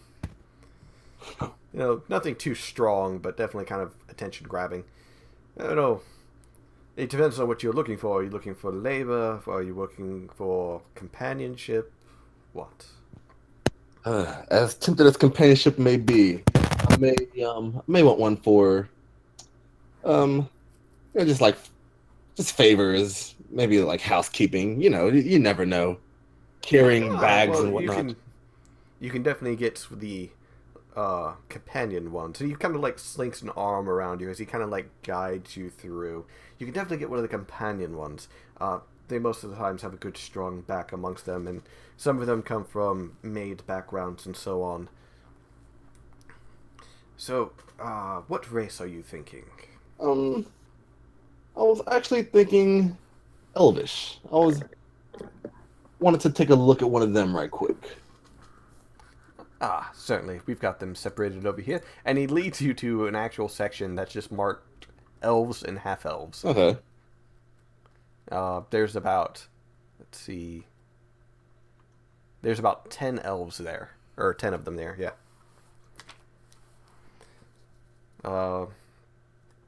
Ranging from male to female. Some of them definitely a little bit more fairer than the others, but... forgive me for not introducing myself, by the way. My name is Fetna. I run this lovely establishment. Okay. My name is Harold. Ah, Harold. Yes. Very strange name for you, Tabaxi. I've met a couple of you. Yes, it is Very quite a strange strange. name, but it was the name of a dear friend, and I was named after him. Well, let's see. Here are the elven. I assume you want a woman? Yes, actually. He snaps his fingers twice and motions to one of the kind of guards that's there, and he gets 4 elven women, 2 of which... I'm sorry, 4 elven women and 2 half-elven women in front of you. All right. Yeah. Emperor's New Groove style? No. Yep. No. All right, so, I look them up and down, look a little back and forth, and I say, excuse me, just one moment. Let me investigate them, if you would please. I want to see how capable they would be in pleasing me. Oh, God. No, this is not a prostitution ring, my No. friend. That's not what I'm going for. And what were you thinking then? Oh, just testing out different features, looking at their strengths, how strong they look in different areas and whatnot. As he said, they tend to keep the good stock up here. So most of them actually look in very good, healthy condition. Okay. A couple of them are maybe just as physically strong as you, maybe a little bit less. Okay. Well, I walk up to one of them. I'll say one of the men. Mm-hmm. All right. I go to his ear, and I whisper in Elven. I say, "Does he speak this Elven language?" He his brow furrows for a moment, and he replies, in a soft whisper, "Yes, I do." All right. And does this guy? Oh, what was the guy's name again? I forgot. Wait, Fetner or the elf you're talking to? Fetner. Oh, Fetner. Wait, you're whispering to Fetner in No, Elvish? I'm whispering to the elf. Does Fetner speak Elven? Like, does he understand the Elven? Not as far as I know. Okay. Did you and everyone else here truly sign up willingly? Well, when your family's in debt, you don't really have much choice. It's either slavery or they reclaim the money other ways. And what type of, or how much is the debt that most of you owe? He kind of glances for a moment to the others and says, well, I don't know about everyone else, but I borrowed a large amount of money from the bank that Mr. Fetner's family owns. And I needed to pay for medicine for my father. I see. Okay. Maybe I can figure something out, but it'll take me a while. I wouldn't want anyone to wind up in this slave trade. Good luck. All right. He doesn't seem all that hopeful. Okay, I just go back to Fetner and I say, these guys actually aren't what I'm looking for, but I do see that they are very high quality. Oh, well. If you're looking more for a entertainer kind of individual, we do have some very flexible individuals. No, it's fine. They just have a certain taste, and it doesn't seem that anyone here fits that criteria. Ah, it's a shame. You should come back tomorrow. That's normally when we rotate out the stock. Okay, I will. And he puts his arm around you and starts like ushering you away. What about your halfling friend? She seemed particularly feisty, and I do love me some feisty individuals. Does she have any debts that she could? She is quite feisty indeed, but I don't think she would participate in your, let's say, activities. Tulip randomly sneezes. Is she close enough to observe? You could kind of see in the distance, like you kind of keep an eye on them from a distance. You kind of see Fetner with his arm kind of like around Mute's shoulder, the two of them smiling and laughing a little with each other.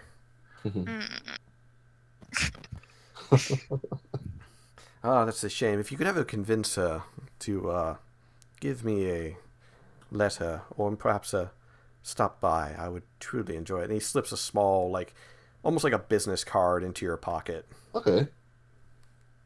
All right, well, I will definitely spread the word. Thank you, good man. And of course, as always, we rotate out the stock tomorrow, so perhaps tomorrow there'll be something you would like. Okay, sure thing. We'll keep in touch. And he waves you goodbye as you go and join the others. All right. All right, guys. So I had. What did he say to you? I'll say that. Say what again? Oh, she was just gonna say, like, what did he say to you as you walk over? Oh, he said you're a feisty one. He would love you to join. Excuse me? Now, Tulip. We all know if we are going to hurt him, we go for the kneecaps first, then the elbows, and then torture him to death. I have a fireball. We can easily do this. I'm just relaying the message. I'm not going to trade you off. You better not. I was actually You looking are for a way not to. in the position to do so either, Mute. I know. I was just about to say, that's not an option. I know it's not an option. I was in fact looking But for we a way can trade to her in free for a new everyone. model. I'm just coming up with a plan. It seems that they are in fact signing up willingly, but they. It's not willing, Mute. It's bribery. If you have a debt, yeah, you're gonna have to pay it off some way, so it's not really willing when you have either this or other means. Yes, but that is the point I was getting to. They are in fact signing themselves up. It's an ultimatum. Yes. And what I would like to do is somehow free them, but I don't know if we'll truly be able to do it by force. We may have to. Regnus puts a hand on your Mute's shoulder and goes, "Trust me, there's nothing more that I'd love to do than that. Unfortunately, we are not in a position, power-wise or even financially wise. None of us are stealthy enough. None of us have the capability to do this. At least not yet." Okay. There will be a time, and there will be a place where we will show these people what it truly means to be free. Unfortunately, that is neither now or here. Okay. Well, when that time comes, I'm definitely willing to free them all. Oh, that's right. He's from Hersad, which has a slavery problem ever since Rinsali took over. Oh. Magnus knows what it's like to be a slave. Yep. Well, fun times all around. I'm entering that library. Okay, as you enter the library, you are greeted by the sight of about 20-foot tall shelves everywhere. There's like a main walkway that you go into, and there's shelves on both sides of you. And as you look up as you enter this spire, you realize that there's no real ceiling on this floor. There's just this big hole that goes up further and further into the tower, all the way up to where there's rooms off on the sides. There's just books upon books. Magnus lets loose a single tear from each eye. This is... If I don't find it here, I'm not going to find it anywhere. I'm going to go to what the closest thing is to a reception desk. Behind the reception desk is a half-elven man sitting there with a book in front of his face and glasses on. And he doesn't even look up from his book. "Hello, welcome to the High Library of Eloria. I am the receptionist, Alden. It's a pleasure to meet you. If you need something, please let me know. Yada, yada, I need yada. one of your staff members. Unfortunately, I was stupid enough not to ask their name. I need someone who's been to Heldas and knows the Lady of the Forest, Rasalka." He closes the book and looks at you. There's not much on her. She's None. private. You misunderstand me. I need her friend. Someone who's met her. Someone who knows about a map to pieces of a thing that I don't know if you know. He kind of shrugs and he's like, "Once again, the Lady of the Forest is private. We only know that because we've sent letters to try and get interviews with her. And the last time she replied, she sent back a hive of angry bees." Good old Lady of the Forest. Yes, very good of her. It's a nightmare getting those things out of here. From what I understand, there's something of a map, maybe? But no one has really, from here, has any contact with the Lady of the Forest in well over hundreds of years. I could investigate into her to see if there's anything linking her to anything. She told me one of your staff members, someone high in this library, a friend of hers. Are you serious? There's no one here. Well, he seems just as frustrated now as he thinks, and he's like, "What exactly did she send you here to look for?" A map. "A map of what?" "We have maps of everything, including the ever-shifting Isles of Aoa, the Spirit Isles. We have a newly acquired map of the Eastern Isles. We have a map of Rinsali." He's going to go, "Maestrin, remove the illusion," and he's going to reveal his collarbone, hopefully to show the symbol.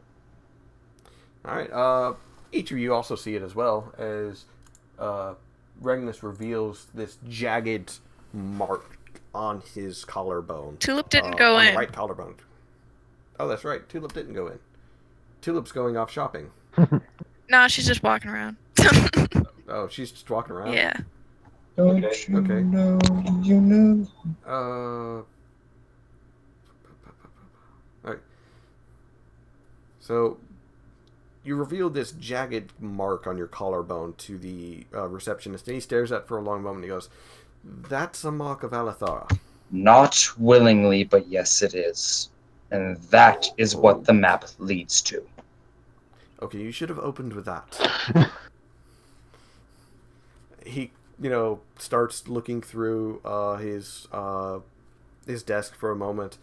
Alright, I'm going to need some time in order to find your related books and so on.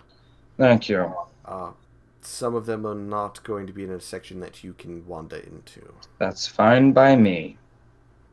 If you want, you can listen to a lecture that's currently about to begin in Hall 2. And that's It's on. free. It's on medical and medicine when you're out in the field. It's being done by Dr. Eugene Fiddlesticks. You might have heard of him. He's written a number of medical books. I hate you so much right now.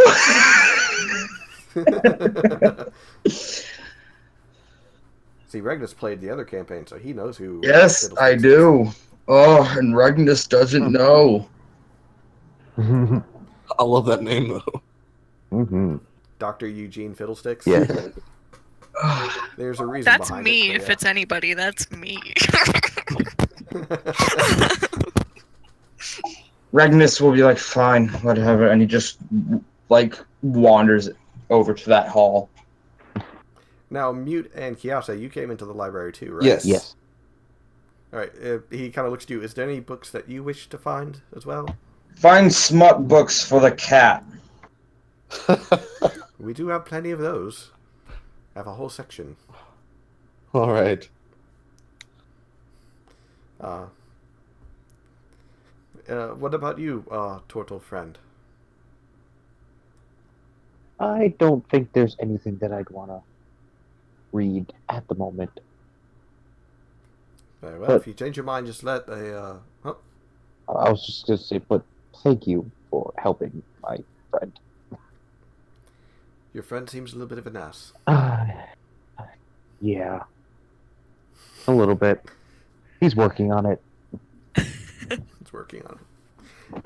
Alright, so as you go into the Hall 2 to have the listen to the lecture, it hasn't started yet. There's other adventure groups in there as well. It seems this to be a free lecture that's given out every now and then. Is there this And it's on... pale skinned guy wearing a black rapier on his hip? Nope. Damn it. Also, Keanu's going to So, go look for Tulip after the interaction with the receptionist. Okay. So I'll get to Tulip and Kiata in a moment. Mhm. In this lecture, as it starts, as I said, there's other adventure groups, people who look like they've been traveling around, and it's on using the medicine kit to its fullest potential and doing what is known as on-the-road alchemy. Essentially how to brew a healing potion that only heals 1d4 for emergency uses. Oh.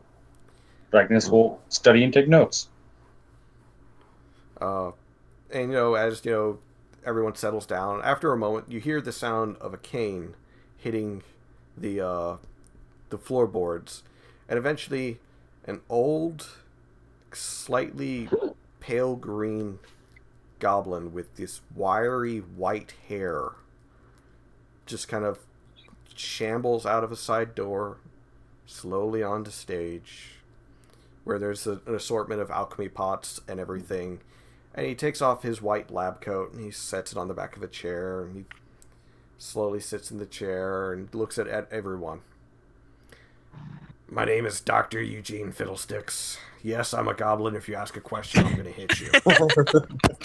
Me. The questions can be about medicine, alchemy, and that's it.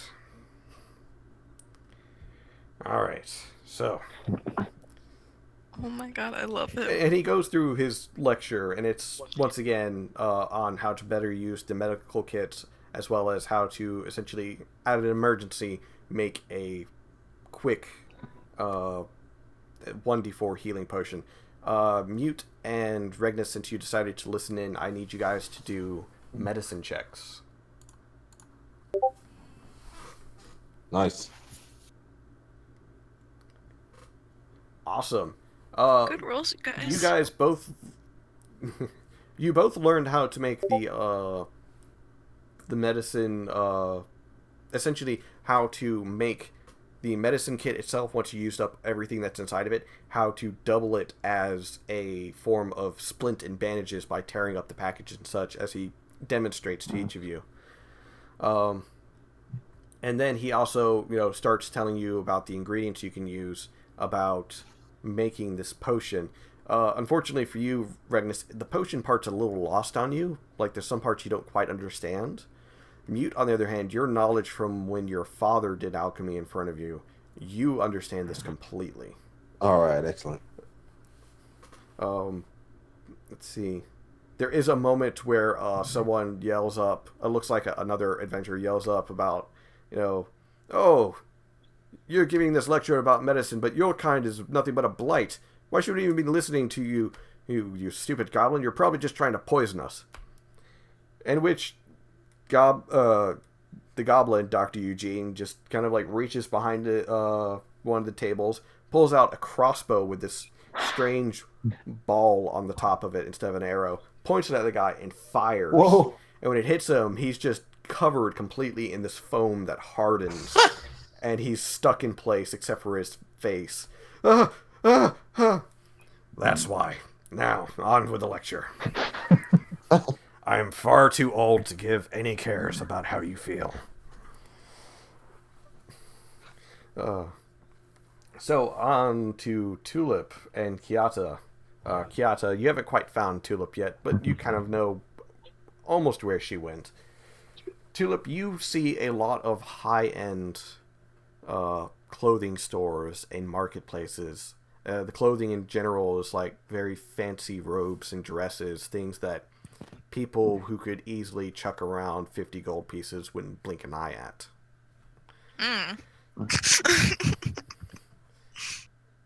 This is essentially the place where a lot of nobles and so on come to shop. You do see an open park where there seems to be kind of a podium place for musicians to play, but there doesn't seem to be anyone playing at the moment. And there's a lot of food smells in the air too. Is there anybody selling instruments? Yes, you do see a instrument shop not too far off the beaten path. She's you go over going. there. Yeah. You go over there and you like peer in through the window and you see like rows of the same type of instruments, but they're like different sizes, they're different colors. Some have engravings on them, some don't, and so on. Mm-hmm. And behind the desk is a gnomish man working tirelessly on one instrument, seeming to like be tuning it. Okay. She's just gonna kind of like walk over curiously, just see what it's all about. He waves to you. Hello. Don't mind me, just fixing a flute that a customer broke. They want it ready for their recital in the next 2 days. Oh, it's beautiful. If only they treated it like it was beautiful. These people don't even know what art is. You could say that again. As you get closer, you realize this flute is made of platinum, and it's got engravings all throughout it of these vines and roses. She's just gonna be like, oh, who would ever have the heart to treat this poorly? No, right? I mean, look at this. It took me weeks and weeks of hard work to get it to form properly, to where it would produce the most beautiful sound, and then they go and break 2 of the keys off. That's terrible. You did a beautiful job. Thank you. If there's anything you would like, do let me know. I will. So she's just gonna kind of turn around and see what there is, like,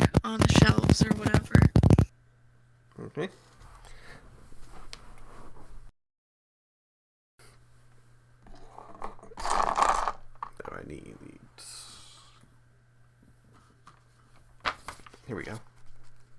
All right, so he pretty much has every single instrument that there is. He's got guitars, lutes, schwalms, flutes, bagpipes, pan flutes, and so on. He's even got a musical triangle that's set aside that just simply says magic. Oh my gosh.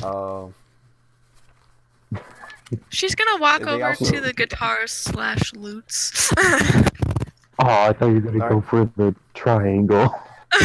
Oh, she's gonna look at it. All right, the schwalms the lutes and the guitars are side by side, and you can see that there's like an assortment of different woods and materials used for them. Like some of them have this very nice oak color. One of them is marked Heldas red oak guitar, and it's got the red oak that you saw back in the town, and it's been polished and sheened to where it reflects just a little bit of the light, and all on the side of it is engraved into the wood a design of a vine blooming into a flower. He seems to like vines and flowers. Ooh. She's in heaven right now. It's just. Let's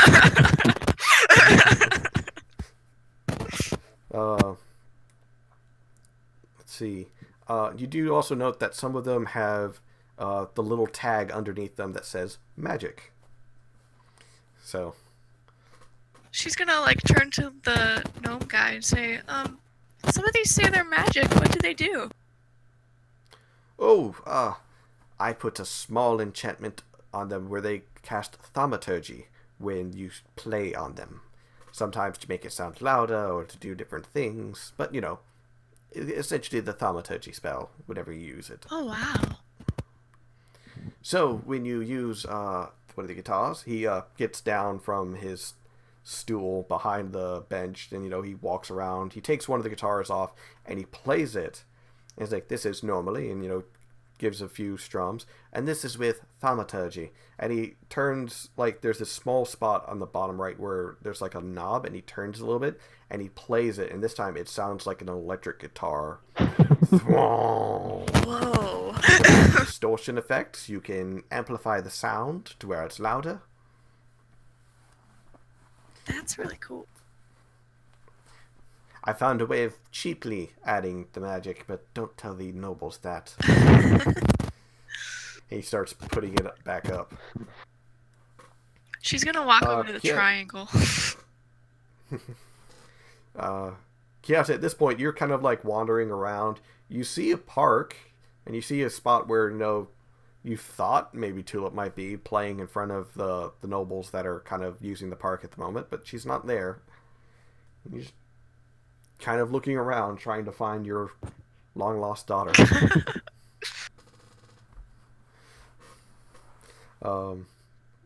You can make a perception check to see if you can try and figure out where she went.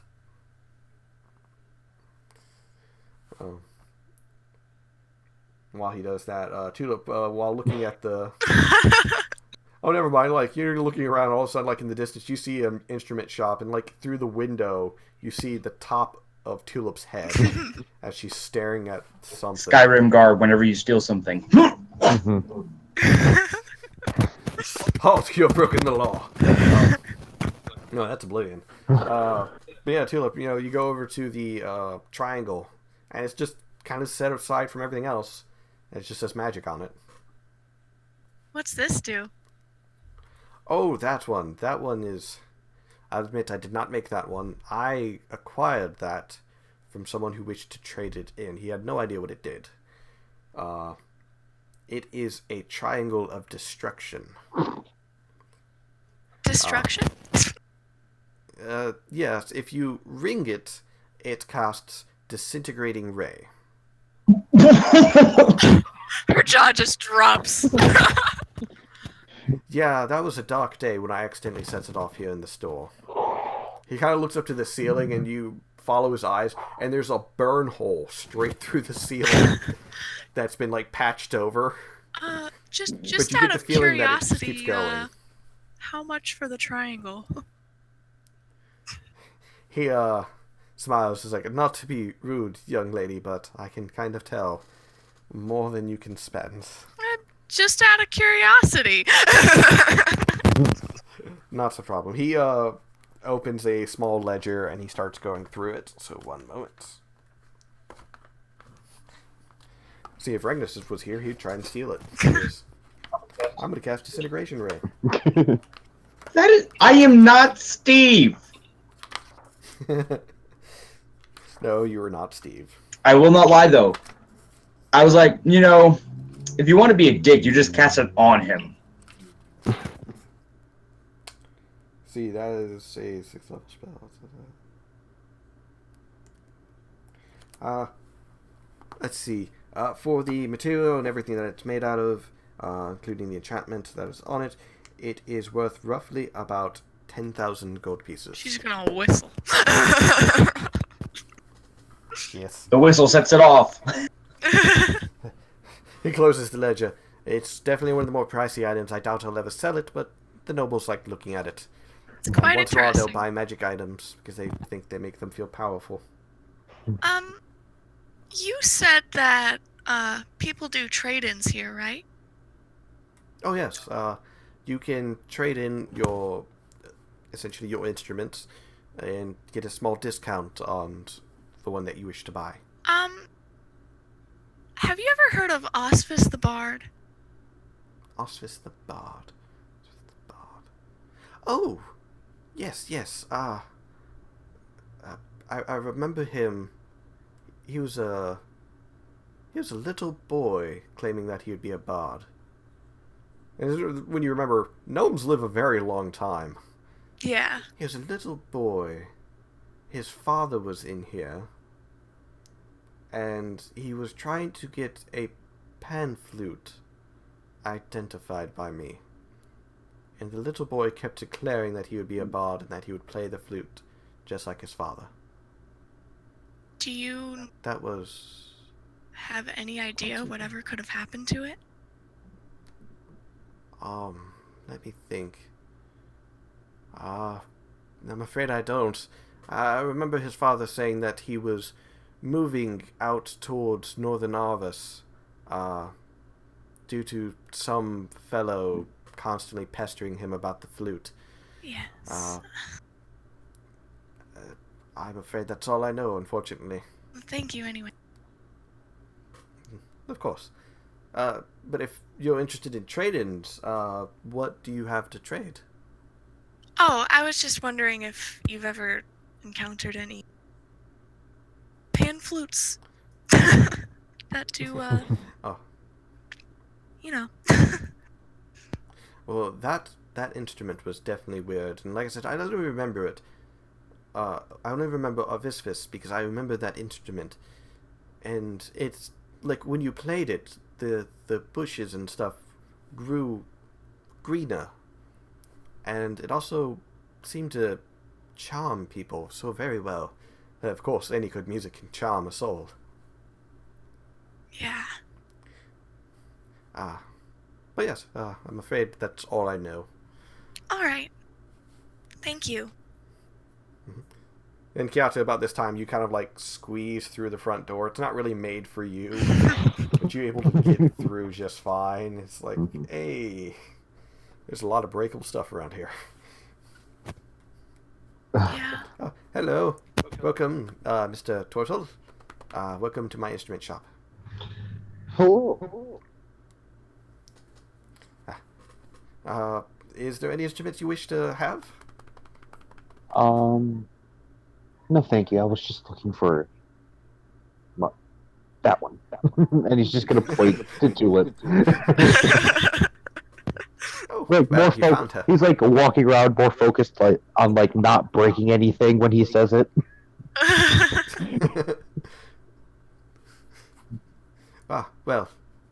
You found her. She's been quite a treat. But of course, if you need anything, just stop by. If you perhaps looking for upgrading your instrument to something magical or just need a change of them, just let me know. Okay. But yeah, do you want to change out your instruments or? I I kind of do. All right. I'm gonna get rid of this sham she has. Okay. And... Get a didgeridoo. No, that's Gronks.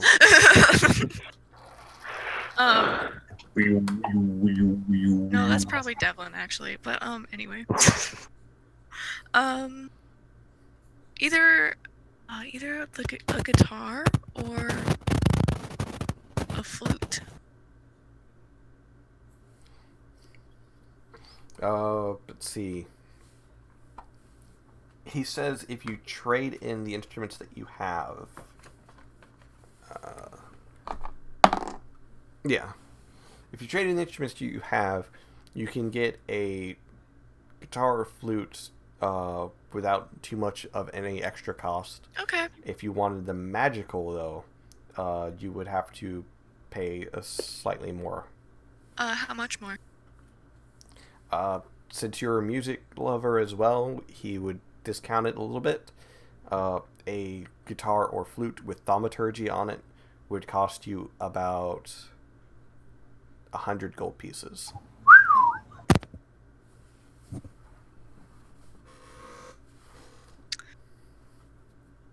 No, I think we're just gonna go with, actually, we're just gonna do a lute, because that's fun. Do you want to loot with the enchantment or not? Not with an enchantment, just... Not with an enchantment. Alright, so you're able to switch your instrument out with just a cost of about 5 extra silver pieces, and that's it. Okay.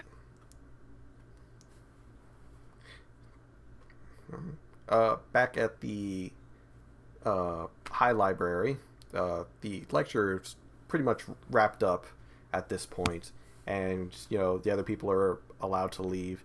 You see 3 people, probably the guy's friends, trying to chip him out of the foam that's become like hard cement and has stuck him in place. So you mix that for 2 fuck the potion. Just fuck it. Nope. Do you see the Dr. Eugene Fiddlesticks like dusting his coat off as he's slowly putting it back on, and frickin' humans. You can both make perception checks, actually, if you don't mind.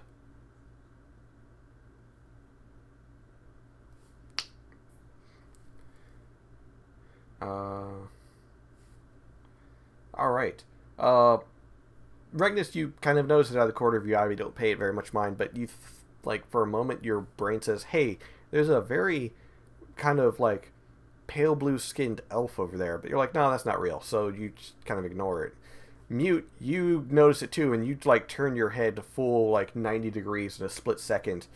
And you see, sitting on one of the edge with a guard, posted right next to her, is a pale blue-skinned elven woman with long white hair. Her eyes are soft glow of moonlight. And she seems to be smiling as she watches the doctor. It got a little bit hard to hear at the end with the static. Oh. Tulip. Sorry. It's okay. But you see, essentially, down the row from where you sat is a pale blue-skinned elven woman with long white hair, and her eyes glow soft like moonlight. Oh. She's adorned in essentially kind of the same colors that Regnus is wearing. Oh. All right, well, I will slowly approach her. All right. The guard kind of stiffens and puffs his chest a little bit when you get close. He doesn't move towards you, but he's keeping his eye on you. Yeah. She glances up to you and says, "Oh, hello, Tabaxi." Hello, how are you doing? Oh, just enjoying the good doctor's lecture. I do like catching them every now and then. Yes, he seems really interesting. I've learned quite a lot today. Regnus is gonna notice Mute talking, be like, "Oh," and walk over to make sure he doesn't do anything stupid. Regnus, because of your background, you know immediately as you see, this is a moon elf. Oh. Mute, don't get your hopes up. It's a moon elf. A moon elf, you say? Yes. And he's gonna smile very coyly and bow and be like, a pleasure. Pleasure to you as well, son of Mastering. It's that obvious, is it?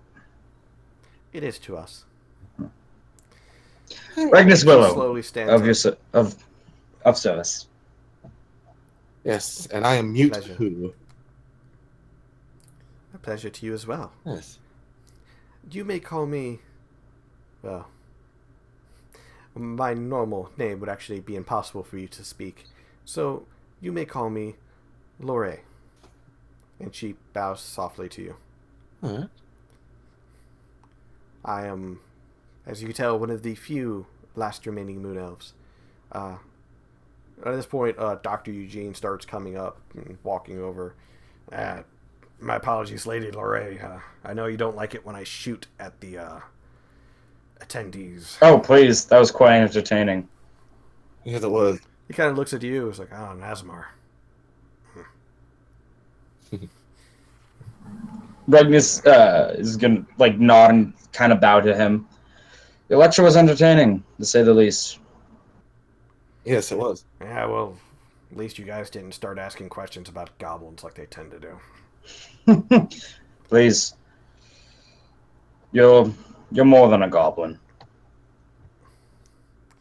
He stares at you for a long moment. He's not sure as to whether you're being honest or not, but you get the sneak feeling he doesn't trust you. Lore smiles and pats him gently on the shoulder. Now, don't be grumpy towards everyone. We've talked about this. You've gotten on in your years. I'm only 20. Ragnus is going to immediately elbow Mute as if to shut up because he knows already what's going to happen. What? Shut up.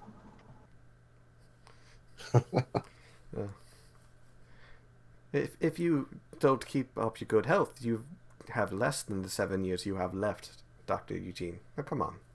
Be happy.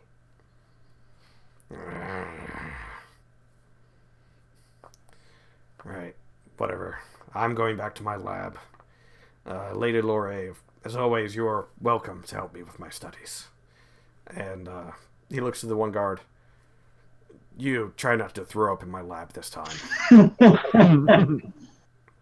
And he just kind of hobbles past you. Once again, using his cane as his primary mode of transportation. So I turned to Lore right quick. And I say, I have a really awkward question to ask you, but I would like for you to answer as honestly as possible. I suppose it won't be the first time I've been asked something. Okay. She smiles softly, slightly nervous. Right. Is there anything special about your panties? Ragnus is going to immediately her face goes red. Punch him in the kidney, for Christ's sake. Mute! You can't just ask people these things. Ragnus is gonna punch him in the kidney, grab his mouth shut, and be like, "My deepest apologies. He found out about Ulrich, and well, he's a bit of a womanizer, and he should know better." As he tightens his grip around Mute's head, to not talk about that. I have a purpose of asking. It's kind of muffled as he says it.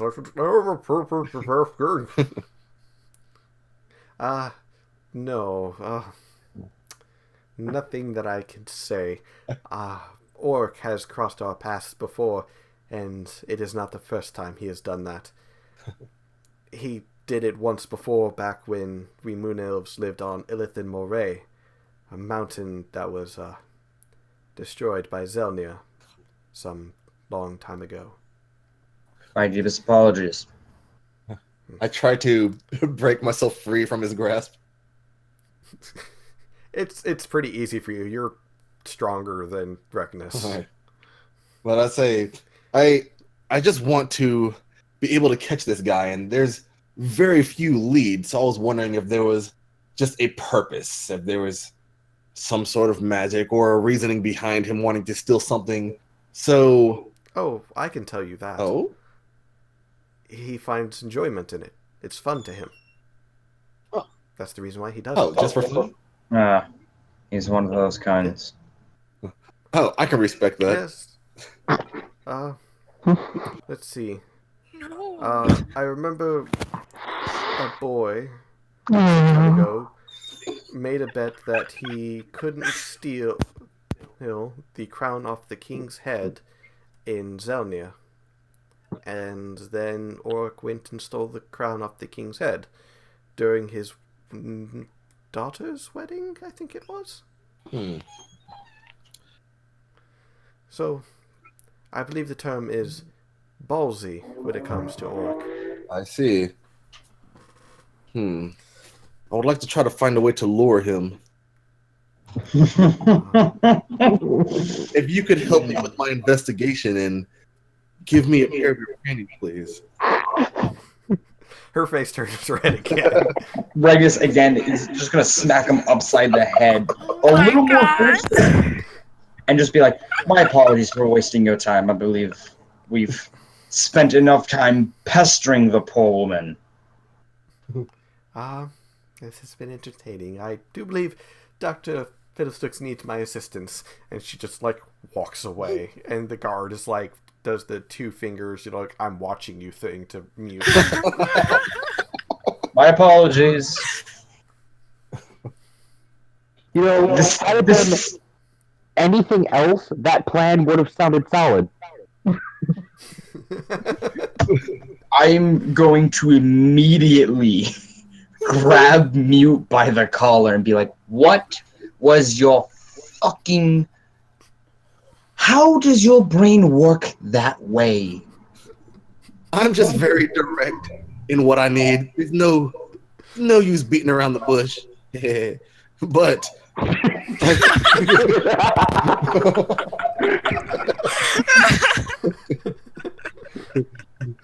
if we can find a way to find Oric, we can make a decent amount of coin, and hopefully that may be enough to free the slaves.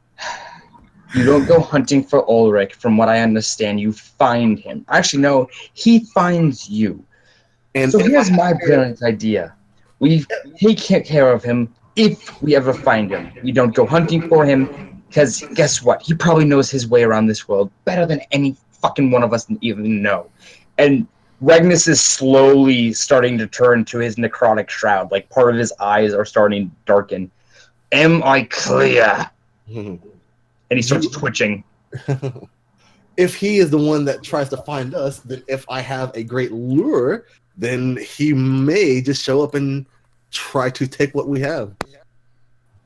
Regnus takes a deep breath, throws Mute away from his grasp, and arm twitching is like, "I don't have fucking time for this," and walks off. As soon as you try and turn away, you see Alden standing there with a couple of books in his hand. Good, thank God. Please tell me you have something. I'm not sure if I want to give it to you now. These books are of, unfortunately, folklore and tales of Alathara. Nothing really substantial. But if you want the map or anything better, I'm afraid you're going to have to speak with... he seems kind of frustrated or maybe fearful a little bit of what he says next. Professor Knoll. Fine, bring me to this professor. Very well. It's obviously you guys haven't heard of him. So he leads you back through the reception area. And as we're walking, just me, not the cat. Why not? I'm interested in learning as well. This is my burden, not yours. And unfortunately, all I've seen you is cause trouble for us. I don't know. I feel like I've made things a little more interesting. That's one way of putting it. Unfortunately, I don't feel comfortable sharing my secrets with you. So if you don't mind waiting here. Okay, fine. Go ahead. Regnus then continues. Alright. All right. Mute. As you're waiting, though, you do see Doctor Fiddlesticks again. He seems to be like getting something from the reception area, a small package. Before he's kind of like wanders off, he kind of like grudging waves at you a little bit, like. All right. I approach him. Hey, Dr. Fiddlesticks, how's it going? I've got a kidney problem. My back hurts, and I'm pretty sure I'm going blind in my left eye. Oh. That's a mood. That's just a phase. That is quite unfortunate. What made you want to pursue teaching if you have all these ailments going on? Only way to get funding. Oh, I Also, Let me ask you this. When was the last time you saw a goblin not dead, attacking you, or not in chains? see. Well, I've been around. I've seen quite a few peaceful goblin in my time. A few, but it's happened. Yeah, they're normally drugged out their mind, aren't they? I can't tell. Alright. So, the reason as to why I do this is to get funding. The reason I need funding is to make more goblins like myself. Huh. That's pretty much it. Well, If you're interested in the alchemy, you're free to follow. oh, well, yes, I am actually. Right. So he leads you down to a kind of a laboratory area where you see Lady Lorraine again, kind of like helping take notes. And behind a cage, like a bars and a pretty thick glass window, you see 4 goblins kind of ingesting this potion before they just all suddenly combust and explode. Ooh. And Lady Lorraine is like, oh, I guess that batch was bad. Dr. Fiddlesticks, we have another fit. Oh, it's the tabaxi. Yes, sorry. I ask awkward questions sometimes, but it's all for a good purpose. That being said, hopefully we can get some one-on-one time and discuss a few things. oh god. Oh. And that's when Dr. Fiddlesticks just suddenly shoves a notepad and a book and a pen into your stomach. Oh. And just, dude, Oh, here, if you're going to be here, you're going to be helpful. okay, sure thing. And he just starts like rattling off like different ingredients and mixtures, and so essentially he's testing out new potions, and he needs you to start getting these ingredients and everything. So you're just trying to scribble it down quickly. All right. Because he doesn't stop. At that point, I explained to him that my father was an alchemist, and I've learned quite a few things from watching him do his studies. Ah, good. You've at least got some experience behind it then. Yes. What we're pretty much doing is trying to mutate the goblins to where they're like me. Except for, as you saw, they tend to explode. I did, in fact, see that, and that was unfortunate. Yeah, I'm not bothered by it. He just kind of like rings a bell, and like some people come in and start cleaning up the mess. Oof. Alright, I let's get wish to my work. alchemist was here. Me too. He's Regnus, great. you are led up and up and up and up until you're about 6 stories up, and then you are pushed into a classroom where there is one student sitting at a desk with piles of notes and books around him, looking like he has not slept in 2 days. And there is a bird sitting on a desk. It's a raven. You don't see anyone else there, but you see the raven. And it stares at you. I'm gonna assume that's his familia. Do you say that out Yeah. loud? The bird stares over at the student. Stares back at you. I assume you're the asshole, then. I was told there was others. Making general assumptions, that's just, I don't know, that's base human nature. It's not necessarily asshole-ish, but you can take it that way. Oh, and by the way, that tone is being an asshole. Oh, I'm quite aware. I've been monitoring you and your fellow since you came into Penna. Especially how you treat your one friend, Mewtwo, who's kind of interesting. A tabaxi that knows alchemy. Oh, lovely. His head kind of turns and twists as he speaks, slowly turning away from you and then back to you. Oh, I just love it when people love spying on me. It's not like as if my life is already fucked up enough. Oh, I'd agree. Quite fucked up being a pawn of Alathar. Yes. This is the reason why I had you come here, because the last group that decided to ask questions about the map, he then turns his head again. Percival! Get in here! And a young man kind of moves past you slowly. He's dressed as a wizard, but he's so meek. He looks so miserable. He's like, yes, sir. I've told you before, Professor Knoll, my name's not Percival. Really? You said that Percival was good enough for me when you decided to try and trap me. So I guess it's good enough for you. Percival's shoulders slump more. Show him the box. And he takes out a small box from behind the desk, and he opens it. And as he does, a full human kind of slops out of this small 2-foot by 2-foot box. And as he slops out and slowly forms into a normal-sized human, you see there's scales and spines melded with his skin where it looks like he's been tortured and experimented on. And he's screaming, but you can't hear a single sound from him. This was another one of you pawns coming into my high library, my Arcanium, my city. Would you like to end up like him?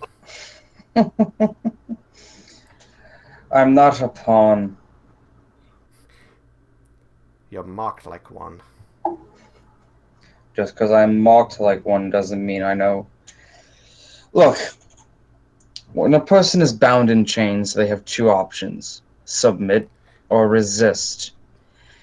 Seeing how we can both have a comprehensive conversation, I broke the chains. Really? So nothing's going to happen if I were to say, and you hear almost like an auditory snap as a mage hand snaps its fingers next to the raven, and the sound leaves sound suddenly produced by the human who screams out, and I need you to make a will save or wisdom save. 20. The voice of Alathara, or what you think it is, starts filling your mind, trying to force you to bend to its will.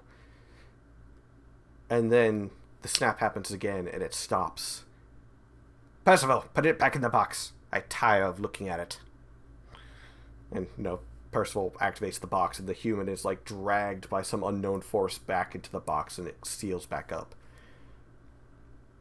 I saw the struggle. Very interesting. Able to resist. That's good, but still a pawn.